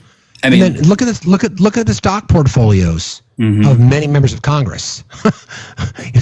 I mean, all we do here is connect the dots. Now we've got antimony that's on the list of rare earth minerals that the United States doesn't have access to. We don't have a reliable trading partner. Oh, who's just found a whole boatload of antimony? Oh, wow, it's Iran. Cool. So we can justify our invasion by scrolling up and stealing more countries' resources. It's all part of the game. That's why we're all fucking pawns. This is all a big bait and switch. The whole thing is. But Trump's trapped now. He is trapped now. And that's going to be interesting to see how if his support holds as strongly as it has. Mouth breathers will still support him because they'll just believe whatever the fuck he says. Doesn't matter. But there are people within the party. Now, I don't know. Oh, to the left. Sorry, buddy. We talked about this a little bit before, and then I'm going to wrap. Did I see Auntie Biscuit? No. Then I'm going to wrap. We talked about this before about how when you start to see the fracturing within, first of all, let me back up. The Peter Thiels of the world, the Elon Musks, the tech bros, they want J.D. Vance as the president. That's what they want. J.D. Vance was on nobody's short list. He got put there by Jared Kushner, by Donald Trump Jr., by the Peter Thiels of the world. That's what they want. So all of a sudden, here we are. We're in this world now where we've got members of the Republican Party and the strong, ardent supporters of Trump, that group, and then we've got the tech bros, right? We've got those groups of people, those two, the Elons of the world. When Elon left government, there was a lot of division because a lot of people voted for Trump because they wanted Elon. A lot of people voted for Trump because they wanted RFK Jr. Now, does that give them cover for impeachment to say, well, we're looking at the poll numbers. The president's popularity is just drowning and it goes down and down and down and down and down. Breaking promises. Gas prices are going to go up. Stock markets being volatile. Broke the promise about no new wars. Lied about this, lied about that. So does that then give them cover to say, you know what? I think there's our way out. So then if AOC introduces article of impeachment, I don't know if she's going to. We'll find out. Does she have support, bipartisan support in the House? Do you get more than 6 or 7 people or whatever? I think the number was 10 the first time.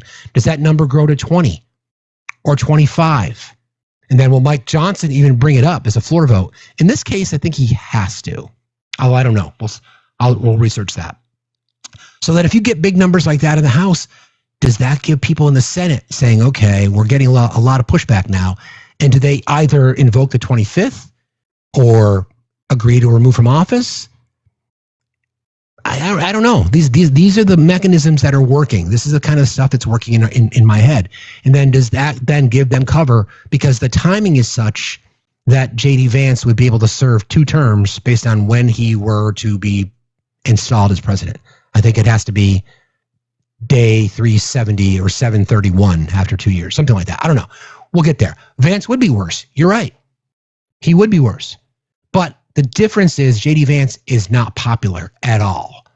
He could never win an election on his own. He's got to be installed as a president. He needs to be installed in that position because he won't win an election.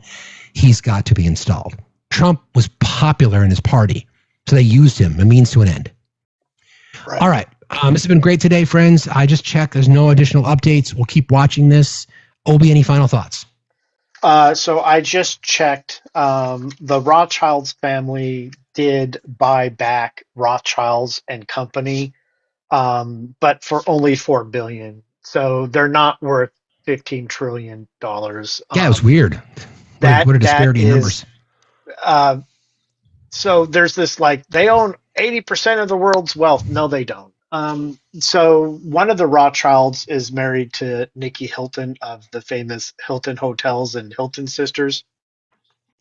Oh. He's worth about $273 million as an individual, right? Okay. So if Rothschilds and Company was purchased to go back to being a private banking entity, which still exists, and it only took $4 billion to do so, they don't have the depth and breadth of power. And everything I see looks like it peaked in the 19th century, right? And it's been steadily downhill since then. So no, they are not worth $15 trillion. That would be absolutely physically and mathematically impossible. I agree. That's a lot of wealth. Right.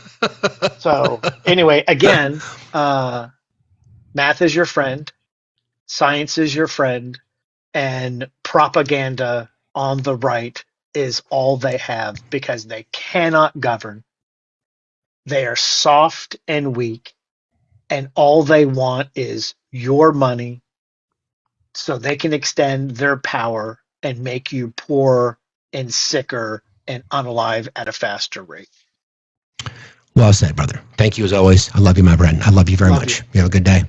All right. So listen, guys. I want to mention this before we end today. It's okay to not be okay. My mental health is in the shitter, and I want to remind men that it's okay to not be okay. If you are in a situation where you don't have support, we have developed a really strong community here with lots of resources available to people. If you feel alone, you're not. I don't do the best job of taking my own advice, but I'm doing it now to remind folks that, you're not alone. And if I can't be a hypocrite and sit up here and encourage other people to see, to lean in on getting the mental health support that they deserve if I don't do it myself. So I'm working on that. My daughter's band competition. Let me just finish that and I will, but thank you for that reminder. So I just want to really, really, really, really, really remind people that it's okay to not be okay. It's really okay. We can't. And I think we always feel obligated, especially when people care about us. When somebody asks you how you're doing, your response is okay. No one wants to say, I'm not doing great, because you don't want to be a burden on other people. At least that's how I feel, right? That's how I feel at times. I don't want to be a burden, right? I mean, and I've talked about this with my friends in our community, and they remind me of something that I've always stood up for other people and want to make sure that I can respect people and make sure that I can provide a space for people, but I can't fix everybody as hard as I try. I want to talk to my friend. Speaking of good men, out there doing the work. Good morning, friend. How are you? Whew. Well, I wasn't going to request, and then you started talking about not being okay, and I felt compelled to request. Thank you so much, my brother, for everything that you do. I wanted to say that first. But secondly, I just wanted to come up. Yes, absolutely, man. I just wanted to come up real quick and just talk a little bit about, if you don't mind, what's going on here in LA and Southern California. Go for it, please. Yes, with the, especially with our immigrant community, especially our Latino Hispanic community. They are being targeted. It's not even, there's no semblance of, it is obvious to anybody that this not is even hiding it anymore. They're Basically, not even hiding it. Thank you. They're not even hiding it. This is, as a black person who grew up in this city, who was a victim of racial profiling. This is racial profiling, and dare I even go further, my brother, and say ethnic cleansing almost. Because, again, none of the citizens, right? None of the U.S. citizens that have been so-called, detained, right, or arrested have ever been anybody but Latinos or Hispanics. So if this was something around, hey, we're making mistakes, then you'd have some, white people, citizens getting detained, some black citizens getting detained, some Asian, right, citizens getting. But all of the citizens being detained seem to be Latino or Hispanic. And taking it a step further, they are deputizing corrections officers. I don't know if you know that. Corrections officers and even bounty hunters. We've heard Proud Boys. We've heard the alt-right groups. We've heard that too, right? And when they're wearing masks, my friend, how would we know who the hell they are? Exactly. And I just wanted to touch on one more thing real quick, is the level of fear in Southern California right now. I frequent Mexican restaurants quite a bit. I love the culture. I speak a little bit of Spanish. The amount of 10, 11, 12-year-olds that are working because their parents can't work, right? These parents have started these businesses or are very important key employees at these businesses that can't go to work right now, and their kids are working, stepping in. I talked to a young man yesterday about it because of the fear, right? You have so many people. I just spoke to a very, very good source at a hospital. He said, Smitty, we're preparing to come up with a plan on how we're going to hide our patients in case ICE comes into the hospital. Think about that. You're a doctor, you're a nurse, and you're not thinking about, care. You're not thinking about, your strategy for surgery. You're thinking about hiding your sick patients so that they don't get snatched out of your hospital. You have so many people, man, that will not go to the hospital. They're sick, they're suffering in silence. And everybody knows how that feels, right? We don't think about our health until we get sick, right? Then we know how important our health is, right?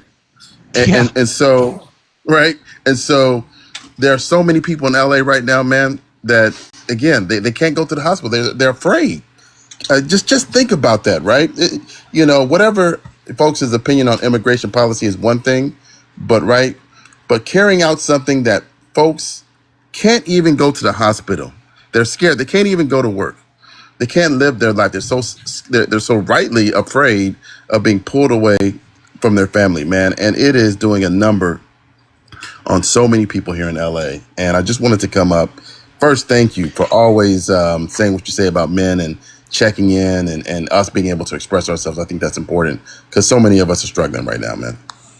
I appreciate you saying that, friend. And I know that you every day when I watch you, and friends, if you don't follow Smitty, please do. You talk about it from the human element, right? And we get hung up on the politics side, and that's important because we have to, obviously we want to change our immigration policies. We got to, I believe in, easier paths to citizenship, et cetera, et cetera, et cetera. But where's the fucking humanity? Like, that's the part that I struggle with. Like, we've fallen so far when we just don't care about little things like you just said, or a woman being used as an incubator in Georgia, or just the profiling that you grew up around, but that many other people are experiencing now for the first time in their lives, or 10 and 11 and 12-year-olds having to go to work because their parents are afraid of getting deported. Where is the humanity? It's gone. Exactly. It's gone. Exactly, man. It's absolutely gone. For some of us, we would say we were rarely ever shown it, but it's certainly gone right now. And the way they beat this man in Santa Ana the other day, father of 3 U.S. Marines, 2 active duty. It's just, and this is the stuff we're seeing. I always say, right, whatever you're seeing, multiply it times probably about 3 or 4. For the stuff that doesn't get recorded, the stuff that's done in the shadows. It's just, it's too much, man. But I appreciate you. I'm going to drop. Thank you so much, brother, as always. You too, buddy. Always, man. Be well. Take care. Be safe out there. I love that dude. He's always doing the work. Before we close, again, please, men, if you are, it's okay to not be okay. Just be honest with your feelings. You're going to find more vulnerability. First of all, I've been told vulnerability is sexy. So if you care about that, remember that there's an advantage and a benefit to being willing to be vulnerable. So if you're going through some shit, be honest with yourself about it, right? Be honest with yourself. Times are hard these days. This has been one of the most difficult months of my entire life. Personally, financially, professionally, emotionally, it's been crazy. But we are still here. This community puts air in my tires. And I'm committed to doing this. It might look different. It might have to be at a different time of day at some point in the near future. I don't know yet. But please just be sure to take care of yourself. Couple of things. Somebody asked about my daughter's band competition. They finished third. So 127 entries, and they finished third, and they get to appear with the band on stage during the conference. They don't get to perform, but they get to appear. So that was awesome. And I'm so proud of her, and she is excited. Actually, her band just picked up another gig. So they're going to be playing like next week, I think, at a local establishment. And her and her brother are going to be doing a couple of open mic nights together at some point. At least I hope they will. This is the last thing I'll leave you with. This is U.S. Representative Al Green. In the name of government, of the people, by the people, for the people, I will file articles of impeachment shortly after 10 today, so it's probably done already. Our country is at crossroads of democracy and autocracy. Which will we choose? Al Green submitting articles of impeachment. Mr. Green, thank you for doing the work.